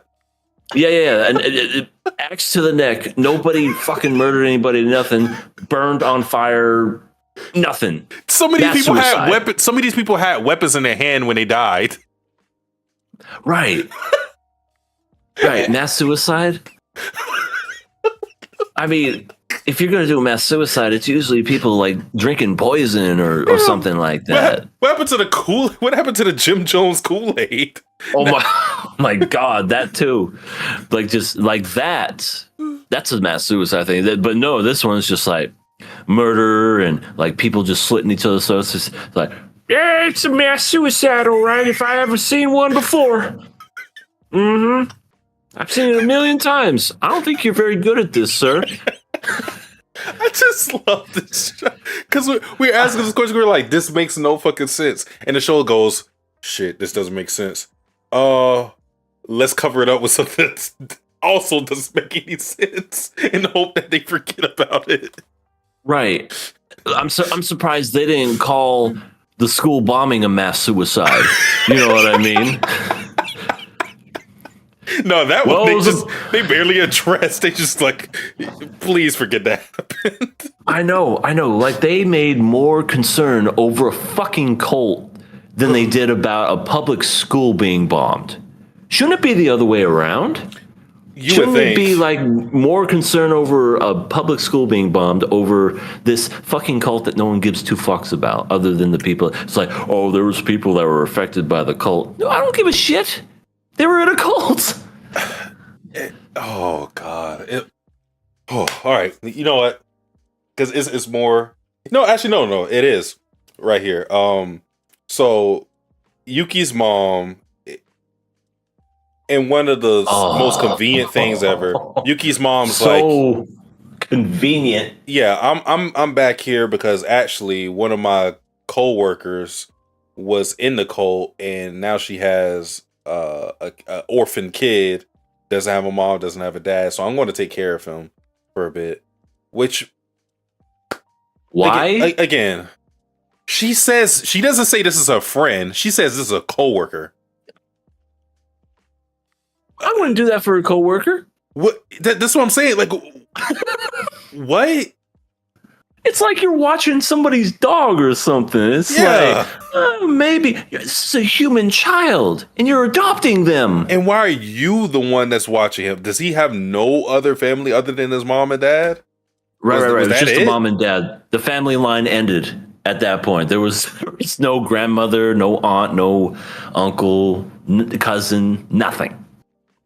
And then why did they choose you? That's my why did they choose you? Who chose you? Yeah, it was like someone she barely even knows from the office, just like, oh, hey Stacy, how you doing? Oh, doing great. But by the way, I found this card in the mail. It's like, you know how you adopt a child? Well, you want one? And mind you, she doesn't even take care of her middle school kid who lives on his own, apparently, and hasn't seen his mom in a month. So she's the best person to raise this kid? If this was like a normal kid, she'd be telling that 5-year-old to start having kids at that age. You know, oh yeah, don't forget to wear rubber. What's a rubber? What's good? What's good, Eagle? I got here for some Mirai Nikki. Yeah, we're talking about episodes 6 and 7. These are the episodes where we I guess we're getting to that point right now. So we see the kid, his name is Hojo, and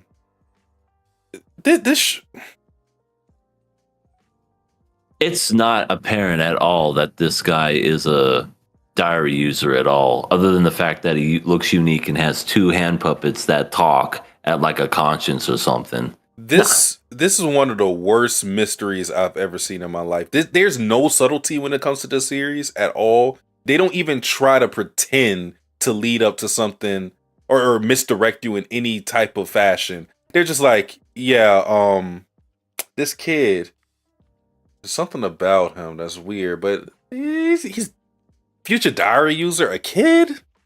Nah. Come on, man. We know it's a future diary user because y'all always bring the future diary users to Yuno and Yuki no matter what. My question is, how the fuck was this supposed to be a death game where, remember we had the meeting of everybody, all 12 of the members, and Deus Ex Machina is like, well, you guys gotta find out who the other guys are. You can't clearly tell by the silhouettes, but you guys gotta do some investigation. But for whatever reason, they all figure out each other like that anyways, and for whatever reason, again, they always gravitate towards Yuki and Yuno. Every time they end up fighting these two, they don't go there. This world is condensed to this fucking neighborhood in a school. This world is not a world. It's not all of the world. It's not all of Japan. It's not all of the fucking city. It is literally this fucking neighborhood because they always go to Yuno and Yuki some way, somehow. They don't fight any other future diary users, and they don't even do any work to investigate who is who. It's just the next episode, another future diary user, and oh look, they're fighting Yuki and Yuno. Right. I would have been more interested if they showed people fighting other diary users and seeing how they use their diary, and we got maybe a small smidgen of it, but it was just wasted as quickly as it came. So it didn't even feel like anything. But Yeah, I agree. Everybody is going to Yuki and Yuno because they just know who she is. Oh, it's a mystery. It's a mystery. I know your identity, number 1 and 2. How? Just because. It's just I don't understand it. There's this setup is wasted on a show like this because it's just, again, it just gravitates towards these two. Mind you, Yuki has killed 2 Future Diary users. Yuno has killed 2. That makes up all the deaths. All the deaths are a result from Yuki and Yuno. Nobody else is doing any fucking thing, apparently. Yeah.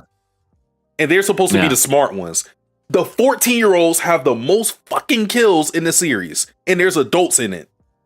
Right. There's full-grown adults. Again, not to piss on or poo-poo on teenagers not being smart, but let's face it, your brain's not fully developed yet. If you're an adult, you've seen some shit, and you have a little bit more experience than teenagers do.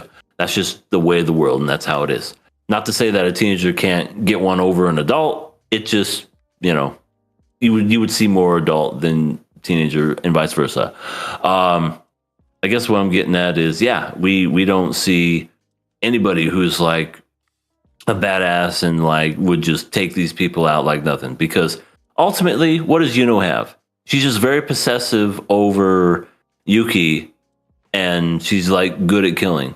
You have a gun and just boom, and have like an assassin type, she dead. Have an Akira, none of those people are surviving. So I agree. It's just, especially Yuki. The fact that he's lasted this long is like a miracle. I'm just wondering, how do we have somebody like Keigo? This man is in the police force and I don't know what his position or his rank is. I want to say he was like a lieutenant or something, whatever he may be. Right. How do you have someone who's in a position like that and he never uses that power for anything? No kills. He does nothing. He barely does any investigating. He got a girl's number. Yeah, he got Mine, the terrorist number. Can you arrest a terrorist? But she's cute, Satsuki. She got her eye fixed and, did a little bit of the weird googly eye motion or whatever. She's a great character now, Satsuki. She learned her lesson. I'm jumping ahead right here. I'm sorry. She ends up giving Yuki the antidote at the end. We're going to talk about that. We're going to talk about episode 7. Why? You're in a death match. You literally tried to kill this man the fucking second episode. Why are you healing him? How did you even know that the antidote was there? Your diary is the escape diary. Your diary does not tell you pertinent information in regards to Yuno and Yuki. The only connection they could have shown that Mine had, even knowing there was going to be some action at Yuki's house, is the fact that Hojo went there and then she seen Hojo when she was at the doctor. That's it. So fine. Let's say she knew to go to that house. How the fuck did she know to give him the antidote? She didn't know what was going on. What the fuck is it? This show doesn't even try to make sense. It doesn't even try. On top of everything that you just said, Satsuki, this same person took her eye with a dart. Yes. And now all of a sudden she has a change of heart. So yeah, that's the thing. Like, what are you trying to say? That Mine owes him something? She doesn't owe him shit. She doesn't owe him shit. He never saved her life. No one saved her life. If anybody saved her life, it was the cop. But other than that, she owes him for what she took. So, I mean, yeah, I 100% don't get that.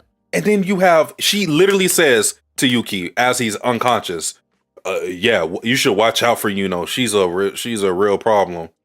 Then why don't you fucking kill her? She's unconscious.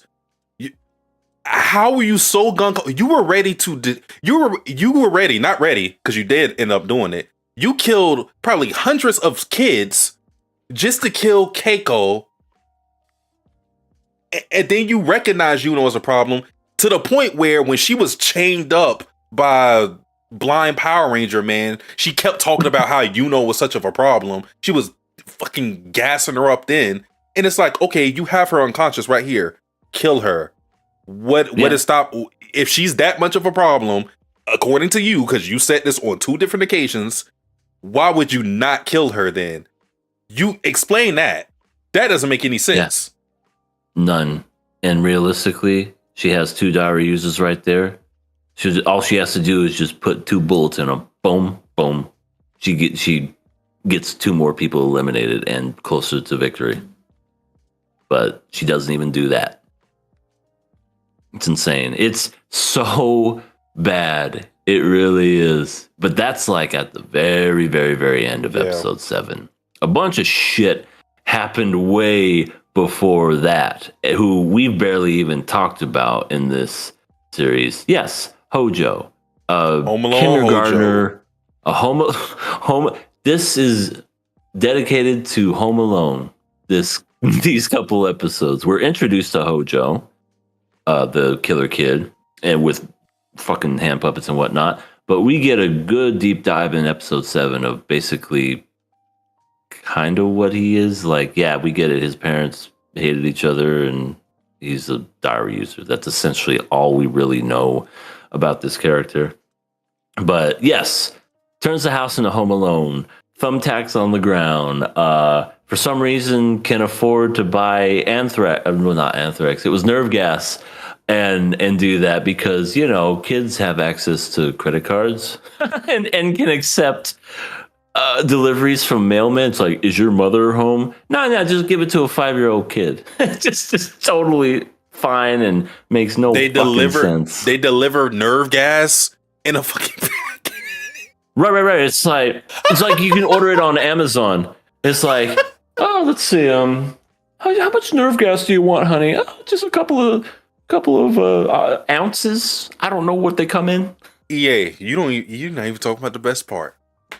This is how the scene. This is how I know there's no thinking that goes into the series.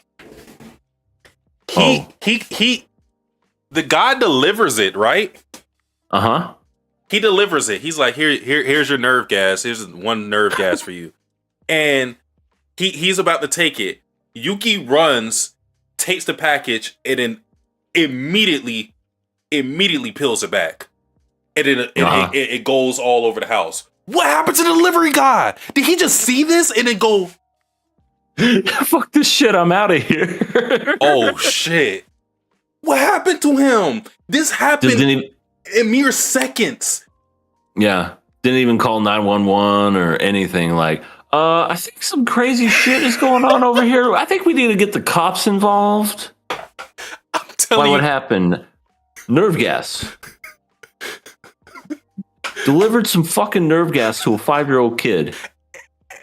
And mind you, it had like the little trick thing. So it was like, because it was like a part of a big plan. So I'm thinking to myself, okay, did they set that up? Did he special order? Whenever someone opens this, I want the nerve gas to explode all over myself. Okay. Right. I mean, and also the fact that didn't the kid Hojo answer the door wearing a gas mask? I don't think he had it on initially. No, he had it on later, and it just popped out of nowhere. Right. He just pulled it right out of his ass and just like had it on. And I'm all for those because in animes, yeah, they have the child prodigies. One Punch Man has them, and other series have them as well. But I don't know. I feel like this kid getting a little bit too much leeway for what they're doing. That's a problem. This is not a fantasy setting necessarily. Like I mean, it is in terms of like it is and it isn't. Yeah, I mean, it's grounded in some type of reality in terms of the diaries are powerful, but the people aren't. Like, people don't have powers. They don't have some inventory wheel that they pop out gas mask and whatever. None of this is explained. It's just shit just happens. And then when you sit there and you think, okay, how did this happen? there's just crickets. And that happens so much with the show. You just ask yourself, okay, that doesn't make any sense though. And in the series, it's like, well, it's not supposed to. You're supposed to pay attention to the action. That's it. Yeah, I would, agree with that in a sense, especially when it comes to some action films. I understand there's a little bit of realism not realism, but just more like you have to let some things kind of go. Because I understand John Wick is like one of those things where it's like someone has to hit him at least with one bullet. Yeah, like a man is not invincible. You suspend your disbelief for certain things. This show though pushes it to its limit, where it's just like, all right, no, we're not. That doesn't. Come on, it gives some effort in explaining this if you're going to go this far. That's the problem. Because I'm okay with letting some things go. I'm not going to sit here and try to sit there and evaluate. Does this make sense? Oh no. Like I'm looking at Lazarus, for example. Axel jumping fucking 40 feet in the air. That doesn't make any fucking sense. Right, but it's fun, and you kind of let that go because you suspend that disbelief just because it's a fun chase scene. Mm-hmm. But in this, where there's supposed to be some thought and some tact where it comes to like killing the other person, there's just a lot that is just left to be desired, where it's like, does that make sense? Is that supposed to happen? Yeah, it's weird, man. And apparently Yuno is like a walking scale.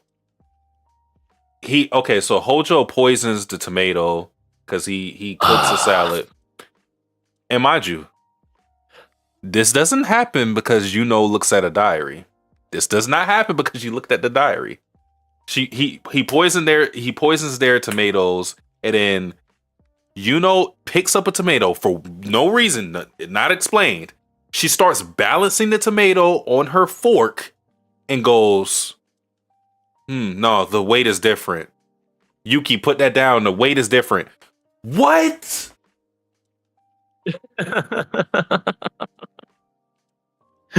What? All you had to do for that scene was have her read her diary before. That's it. Right, because she can see when something bad's gonna happen to him, because she can, like, her fucking diary is like following his every move or whatever. I agree. She could just like open it up really quick and then just be like, no, Yuki, and then I don't know, maybe she kind of catches on and it becomes a little tit for tat when it's, okay, she realizes, Hojo is the diary user, and they try to, and then they can continue doing what they did throughout the rest of the show, regardless of how stupid it was. But yeah, I agree. It was just, this tomato is heavy. Why is it so heavy? Baby, do you know why these are so heavy? I just a fucking tomato. I don't understand. And even Yuki was just like, I don't know, maybe they just had water on them. I don't know. Like he's using logic. Yeah, the other person would. Nobody would be able to. Nobody would realistically, just from balancing the tomato on their fork, be able to tell the weight difference from the last time they prepared. In fact, I don't even understand how she would have known that, because she wasn't the one that cooked it in the first place. I think she said she cleaned it or something. But I'm just like, come on, man, what are we doing here? You do shit like that. You do shit where she's in the bathroom and you see some child dick where you're just like, oh, did you really have to draw that? That's I really didn't want to see that. I wouldn't take a bath with you, big sis. And then surprisingly, Yuno's like, okay. And yeah, he tries to electrocute her in the most cartoonish way. With the two wires, and then Yuki thwarts the plan by overloading the whole house with one hair dryer. That house is built to shambles if one hair dryer is going to break the circuit. I just love Yuki's like, I'm not going to make it in time. I'm like, how far is yours upstairs? You No, can't. he just didn't want to go up there. He's just too tired. Going upstairs is too much for him. Yeah, but you can find a fucking hair dryer and plug that in and turn it up to the max. Where was a hair dryer? Wouldn't that normally be in a bathroom?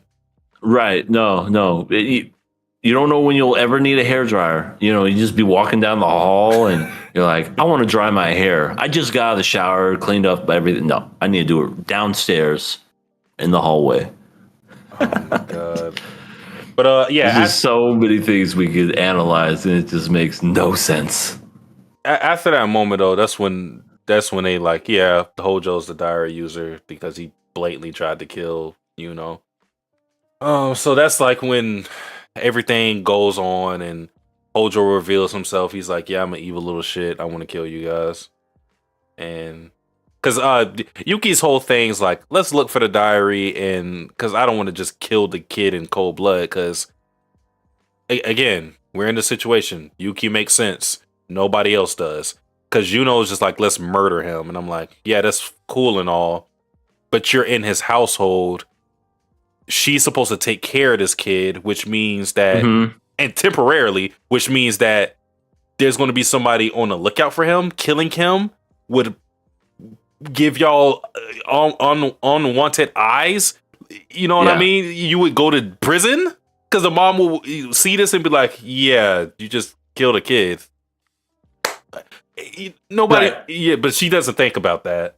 She doesn't think about that. She lets down all reservations and just starts going at the kid like hardcore. What does she have in her hands? Are they hammers? Sledgehammers? At first she had a knife, and then she had, it was like, it wasn't like a regular hammer. It was like some comical. It was like a mallet or something. Mallet. Like a mini mallet. Yeah. Right. And she's like trying to kill the kid because he's like, fuck subtlety, done with this stuff. Yuki's mother walks into the room and goes, hey, what's all that racket? Doink. Right on the back of her head. Right. Tweety birds just flying around, and the head just grows. And just, Yuki, or not Yuki, what have you done? You crazy bitch. And yeah, she's unconscious. She's laying and recovering. I question what's gonna happen to her when everything's all said and done, because we saw the gas, and I was thinking the exact same thing Yuki was. Oh, you're gonna kill my mom too? Oh, I'm not heartless. You tell me a 5-year-old kid duct-tied and tied up this woman and threw her outside to where she would be unharmed? And with what strength? What strength? And he did this before the package came there. Yeah. He just knew all this was coming without any kind of like phone app or Amazon like to go. Yeah. Mm-hmm. My problem with all the stuff that he ends up doing is like, his diary isn't even powerful. His diary is one of the worst things that we've seen in the series. What does his diary even do? To be honest, I didn't even notice. It was just like a badly drawn caricature of what was going to happen to him. And he like, because it only has 3 entries for morning, noon, and night, he barely even uses it. So all the stuff that he does is in the result of him having a future diary. He's just apparently that genius, or he just his inventory wheel is filled with a whole bunch of weapons to kill people, because he has nerve gas, he has poison to put in the food along with the syringes, he has a fucking gas mask, he has all these electric cords. Yeah. Oh man. It is just, I understand letting just some things go just for the whole story and whatnot, but I feel like episode 6 and especially episode 7 really just like stretch the boundaries of just like, oh, it's just a show, who cares? I mean, there's letting some things go just for the sake of the story, and then there's episode 7 where it's just everything makes no sense. Yeah. because he gets the nerve gas delivered, incapacitates Yuki. He's just on a shitter the entire time, and that leaves Yuno to run around the house and try to, because he's playing hide and go seek with her. And how this whole thing ends up resolving is, ends up finding him at the top of the stairs, and then he spills water all over the stairs, and then is using the lamp as like a conductor to electrocute her. Which I don't think that's how it works, but I'm not a science major, so right. And I've never tried to electrocute somebody before, so not yet. No, not yet. See tactics. No, I'm kidding. It's always him. But no. Yeah, God, and that happened. Another bullshit thing that happened. Yuki, who's dying of nerve gas, goes up the stairs to revive Yuno by kissing her and giving her mouth to mouth. Now, I'm also not a science major, Satsuki, but I feel like if you breathe in carbon dioxide, that's not how it works to give you some air.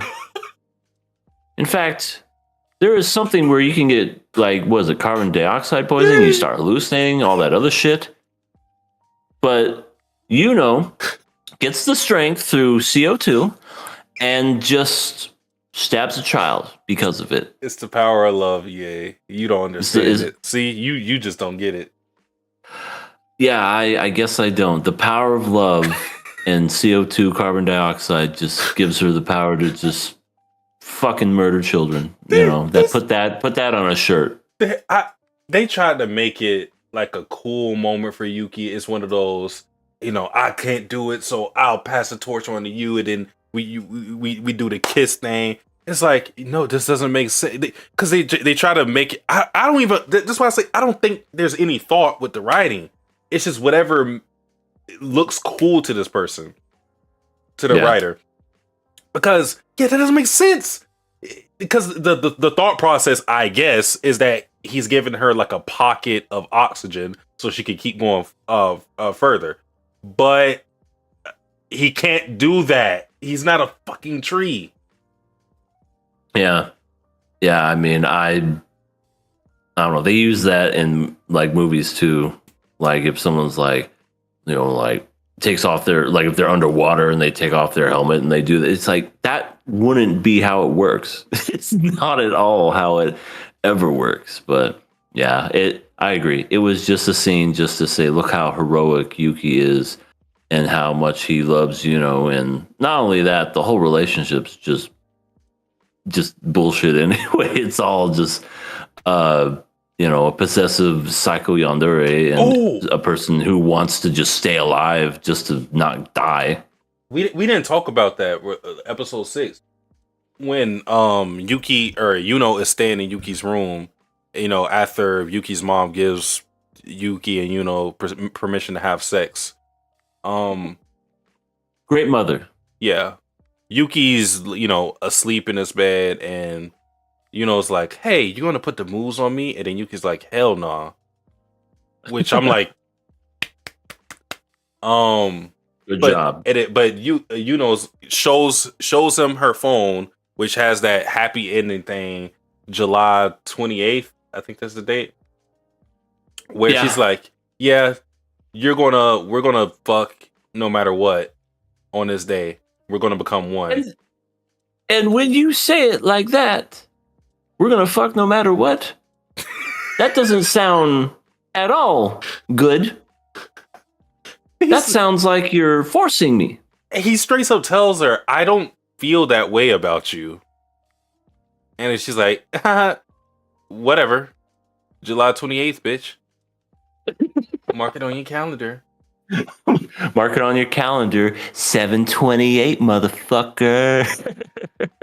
And she was like, tattoo it on your forehead. She's like, it's not just your happy ending, it's mine. I'm like, no, but for your happy ending to do you know what consent is?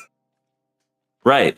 Just because one person says I love you and the other person goes, I don't, doesn't mean you go, well, too bad, and do it anyway. That's Too bad. that's very bad. Yeah.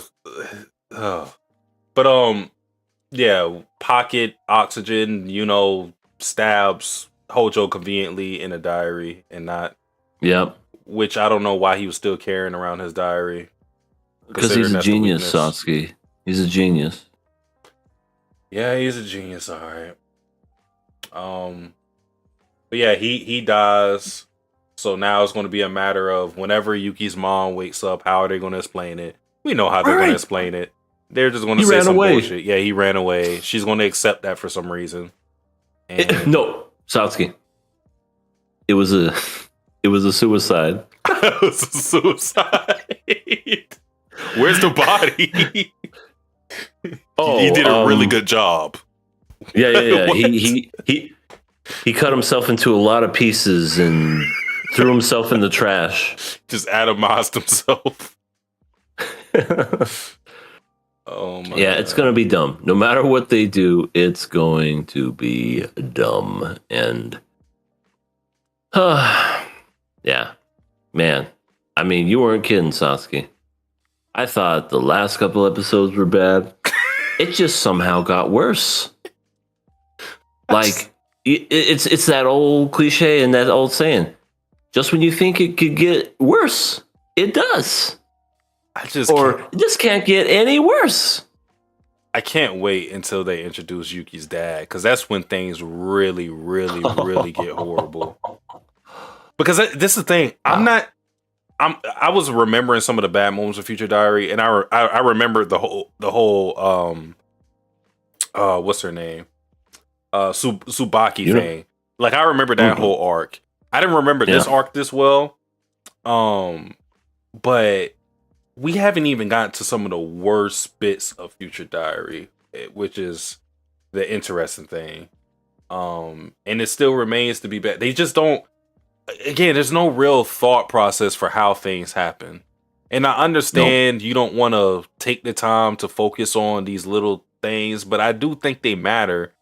Not even just for the nitpickers like me, but just to make your story have some cohesion. Like, this shit just happens, and there's no rhyme or reason for why they happen. They just do. Sasuke, there is a show where people fight with their butts called Keijo that makes more sense and has more meaning and heart behind it and more entertainment than Future Diaries. And I don't have a problem with saying that at all. Oh, no, for sure. And Future Diary is one of those shows that kind of knows what it is. I think. I would hope so. But that's not an excuse to just have whatever happen. Right. You can take some time and have some of these things happen and explain things a little better. Not for it to make sense in terms of like it's confusing or anything like that, but just logically, why the fuck are some of these things happening? Why does conveniently every Future Diary user flock to Yuki and Yuno?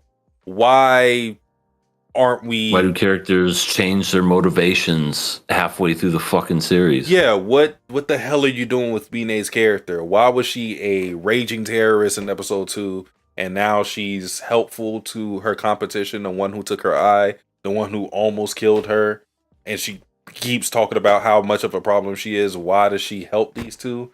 How the hell does she even know to help them when her Future Diary does not give her information like that? Yeah, we got to ask these questions, because I mean that's what we're left with, right? And right, it goes back to, I honestly feel like the mangaka just wants to create these weird yet crazy interactions, but there's no rhyme or reason behind it, and it's like, oh, let's make a 5-year-old kid who's also a diary user that murders and tries to kill, and we pay homage to Home Alone and all that other stuff. Sounds good on paper, but where's the motivation, and why should we care? Yeah, and thus far we've done a piss poor job of. There shouldn't have been 13 Future Diary users. At this point, y'all should have probably had like 7. Because y'all don't even take care to make these Good characters number. interesting. Like, why? We get a brief little backstory for Hojo, and that's it. And then y'all just basically explain his character away by going, he's crazy. Well, shit, isn't that what you did with Tsubaki? Right. And Power Ranger dude and can't really see all that well because she needs corrective laser surgery, girl. And yeah, they're all just crazy. That's it. Crazy. Yeah, there's no, I don't know, there's no build up to these characters being the way they are. You would expect, especially for the 5-year-old kid, for there to be some trepidation about getting into a death game, right? But there's none of that for anybody except for Yuki. Yuki's the only one who seems hesitant to kill people. Everybody else is very, very gung-ho about doing it. Like they've been preparing for this. And I don't know why we keep making this comparison. It just keeps happening. But this is not like Fate, where Oh my god. people... I mean, you can't help but compare it to Fate in a way. It's funny why that keeps coming up. But it's not like Fate, where people know they're fighting for the Holy Grail and there's training that goes into it, and everybody understands what they need to do. Everybody understands the mission. It's something they have to work towards. This seemingly is thrust upon people, and for whatever reason, they're up for the challenge. Everybody, except for Yuki. Yeah. It's almost as if the mangaka was inspired by Fate, but wanted to create like a twisted and insane version of it, which again sounds good on paper. It's just poorly executed. Yeah, I mean, you think why we know Yuno's crazy, and there's some explanation towards that, but you figure why is Mine this crazy? Why is Keigo? I mean, he isn't crazy from what we've seen thus far, but I mean, why is he kind of cold or ready to kill people as well? We kind of saw it with Tsubaki, so I'll give them that. But then Hojo, he's like, yeah, I don't give a shit about my parents. I just want to have fun by killing people. All right. Then we had a literal serial killer be one of the guys. And then we had Blind Man, who was fucking batshit insane too. I mean, it would have been interesting had they expanded upon Blind Man, but he died in the most anticlimactic way with just, he's dead now, and you can't even take that back. I mean, you have your little... Yeah, exactly. It's just like, I'm just done, and then cut my throat. Jesus Christ. Oh, he looked over there? Yeah. Just so dumb. And then they had those quick after credit scenes, which I don't even fucking remember them. I just know one of them is so fucking stupid, where Shoro Midget pretends to be and like cook food. I'll admit I got a chuckle from it when both the mom and Yuki like got food poisoning and had to go to the hospital. That made me laugh. But I'm just like, what was the point of it? There's just no substance behind it. I was skipping past that. I was like, yeah, this is nonsense. It felt like there was that. Oh, go ahead. I was going to say, it felt like they didn't want to go past the whole Hojo thing. So when they ran out of time, they were like, all right, we got to put something in here. Because we don't want to tease the other episode more than we already have. We're in the new arc, so... Because it was a lot of time dedicated to that. It was like a good 2 minutes. Yeah, and it was nothing more than just a stupid gag of how she can't cook and she was learning how to cook, and it was stupid. That was episode 6. Episode 7 apparently was Hojo. Again, what's her face meeting Hojo, and it was like a flying saucer, and then we find out Deus Ex Machina has like a cup, and the saucer was actually the thing holding the cup. He's like, where's my saucer? And it was a UFO flying saucer. Ha ha ha ha. Dumb. Man. So dumb. But yeah, that's Future Diaries episode 6 and 7.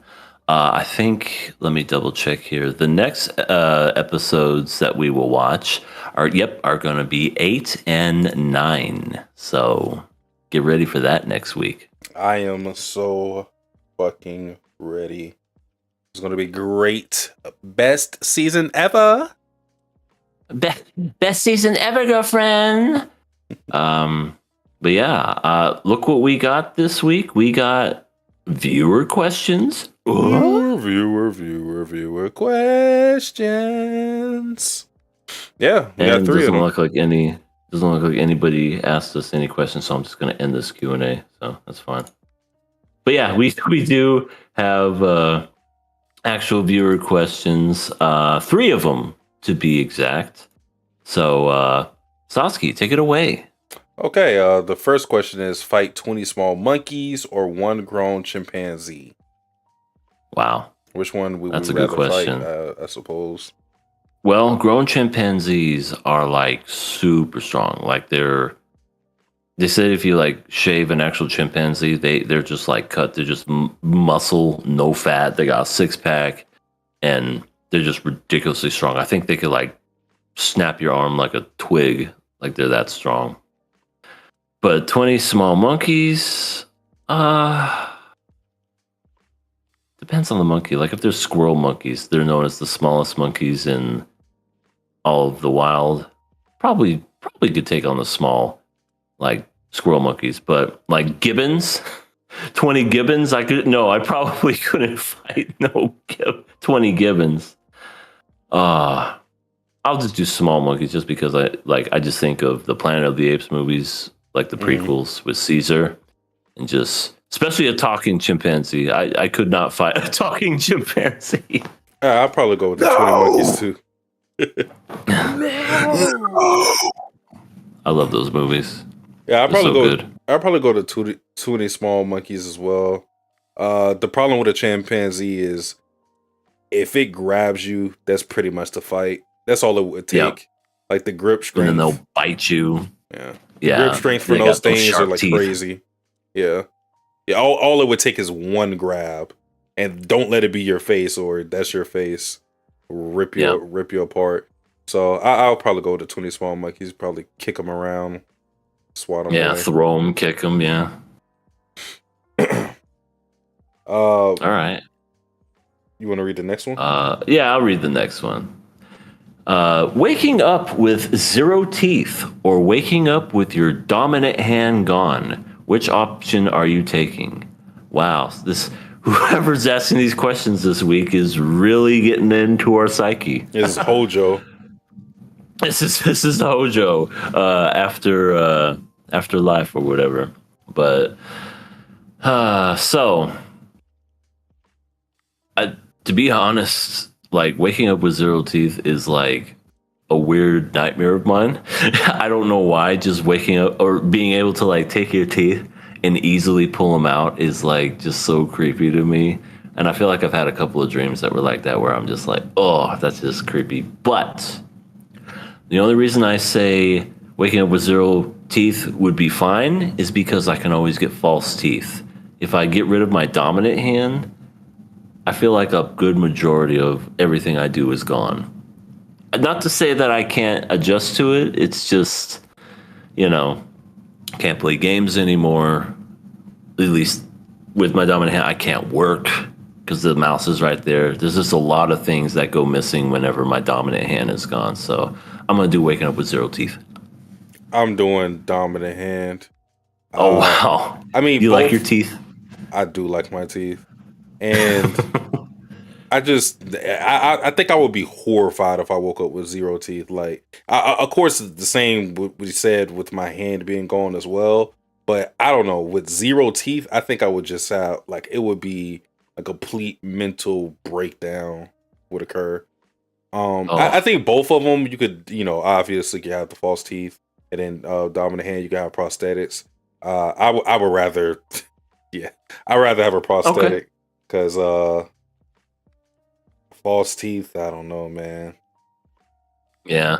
That would be creepy, though. Because like, imagine waking it up like your mouth is full of just what feels like stuff, and you're like, the fuck? Mhm. Oh my! And then you see your teeth and blood. Oh, yeah, that would be awful.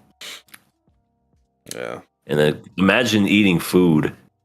I mean, be screwed until you can fix that. Until you can get them dentures. Last question is, what's something in anime aesthetically that you don't like? I dislike pigtails. They said this, not me. Aesthetically, what does that mean? Just like visually? Yeah.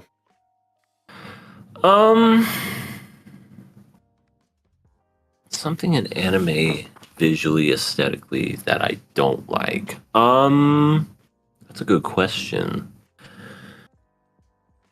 But and then they have the example here. I dislike pigtails. Well, don't tell that to Rising, because he loves Twin Tails, the anime. So, for me, okay, I think for me it's the chibi look, and the reason I say that is I don't know, huge giant heads and really tiny small bodies just looks weird to me. I'm not a huge fan of the chibi look. I mean, whether it be like a doll or whatever, I'd say aesthetically, yeah, I don't like the chibi look. If I had to choose something, it probably I can't really explain it, but it's like these weird anime eyebrows I typically see, where it's like it's almost like the eyebrows are almost all shaven, but there's still like a little remaining. I know exactly what you're talking about, and they just have like, I don't know, like maybe this much left. Yeah, and yeah. they're like little, I don't know, like pencils or whatever. Yeah, it's like the last remnants of an eyebrow just trying to stay strong. I don't like that. It's not cute. Yeah. It aesthetically horrifies me. So that's what I would say. No, that's a good answer. I think I can't think of anything else aesthetically that, because to me, anime visually is always appealing, but every once in a while, like I think it's very rare, really, where I'll just see something I go, ugh, I don't like that. Oh, I know another one. When they make designs of characters and they do, I don't know, almost kind of like the sunburned tip look. It's with the nose where it's like a sunburn, or they do it on the knees and it looks like a pimple that's about to pop, or like elbow. Like just that stuff is like gross to me. You know what I mean? Where it's like the pink, but also like the white shiny, and it's like supposed to be, oh, it's so cute, and it looks like pimples to me. I don't like that look. I will add on too. I really hate when there's like the bad makeup gyarus that I sometimes see. Like the best example I can think of is from Dan to Dan. Well, yeah, that one episode, yeah, that was one. I was thinking more of Komi-san, but I just remembered like they didn't show that character that I'm thinking of. But yeah, there's a character named Mombagi, and like the first time you see her gyaru makeup is horrid. And sometimes they just do that where like the makeup is just like, ugh, what is that? Yeah, that is pretty bad. But yeah, looks like that's all the questions that we have for the week. And yeah, what a wonderful turnout! Everybody's been watching us. Yeah, and this week we have that's amazing. If you guys want to ask questions for us to answer on the next podcast, you can always look at the description, submit your questions there, and often we will have questions as we're watching live. So either option is viable. So take your opportunity, ask your questions, and we shall answer them. Yep. I just threw in the chat as well that we have a Patreon. Our Patreon consists of stuff that no one has ever seen, and it's only $1. That's the really cool thing about it. We talk about Pokemon. We talk about Watamote. We talk about the current state of video gaming. It was a video game special. That was like almost a year ago now. Actually, no, it's been over a year. Crazy. Madoka Magica Rebellion, KOA Drunken Podcast, where me and Sasuke talk about our drunken adventures. We also have something new coming along in the pipe, down the pipe, whatever the saying is, where it's coming in the future. So get ready for that. But also, my name is Everything Animated. I have my own channel. I don't really do much of stuff, but check me out. Check out this channel if you're new here on KOA, and hopefully get back to streaming here soon. I need to get my ass back to doing Danganronpa. I know if Sasuke can stream every weekend, damn it, I can stream as well. I need to just put up or shut up. Yeah. I'll say for myself, I'm playing a plethora of games at this point. I gotta put some stuff down. I'm almost finished with Apollo Justice Ace Attorney, so that is probably the game I'm going to finish the fastest. I got some Nikkei stuff. We got so much Nikkei content with the 2.5 anniversary. I'm playing Bloodborne. I'm playing 100 Line Last Defense Academy. What else am I playing? Oh, a couple visual novels. Lots of different things that I play on the weekend. So you can always catch me on my Twitch, Satsuki the Savage, with a DA, not a THE. Catch me on Wednesday, catch me on a Friday, Saturday, Sunday, and I'll be streaming. Long time too. Sometimes I watch anime as well. It's been a couple times where I watched Lazarus on stream. Those are fun. Yep, those are always fun whenever you do the random wheel and you go, let's watch an episode of anime. Yeah, I still got to finish stuff for anime movies because I pretty much finished everything as far as like the TV anime. Yeah. Oh yeah. The wheel has made me watch some stinkers, but the movies have been pretty good. Perfect Blue was a good movie, and nice. I watched Princess Mononoke. That was beautiful. Definitely my favorite movie. I think that's my favorite anime movie in general. Even better than, for me at least, the Madoka Magica movie. That movie was great. Hayao Miyazaki, just beautiful what he does. Yeah, love that movie. But that is it for us. We will catch y'all next week on the May. So you guys take care. Have a good night. And peace and love. We're out. Later, y'all.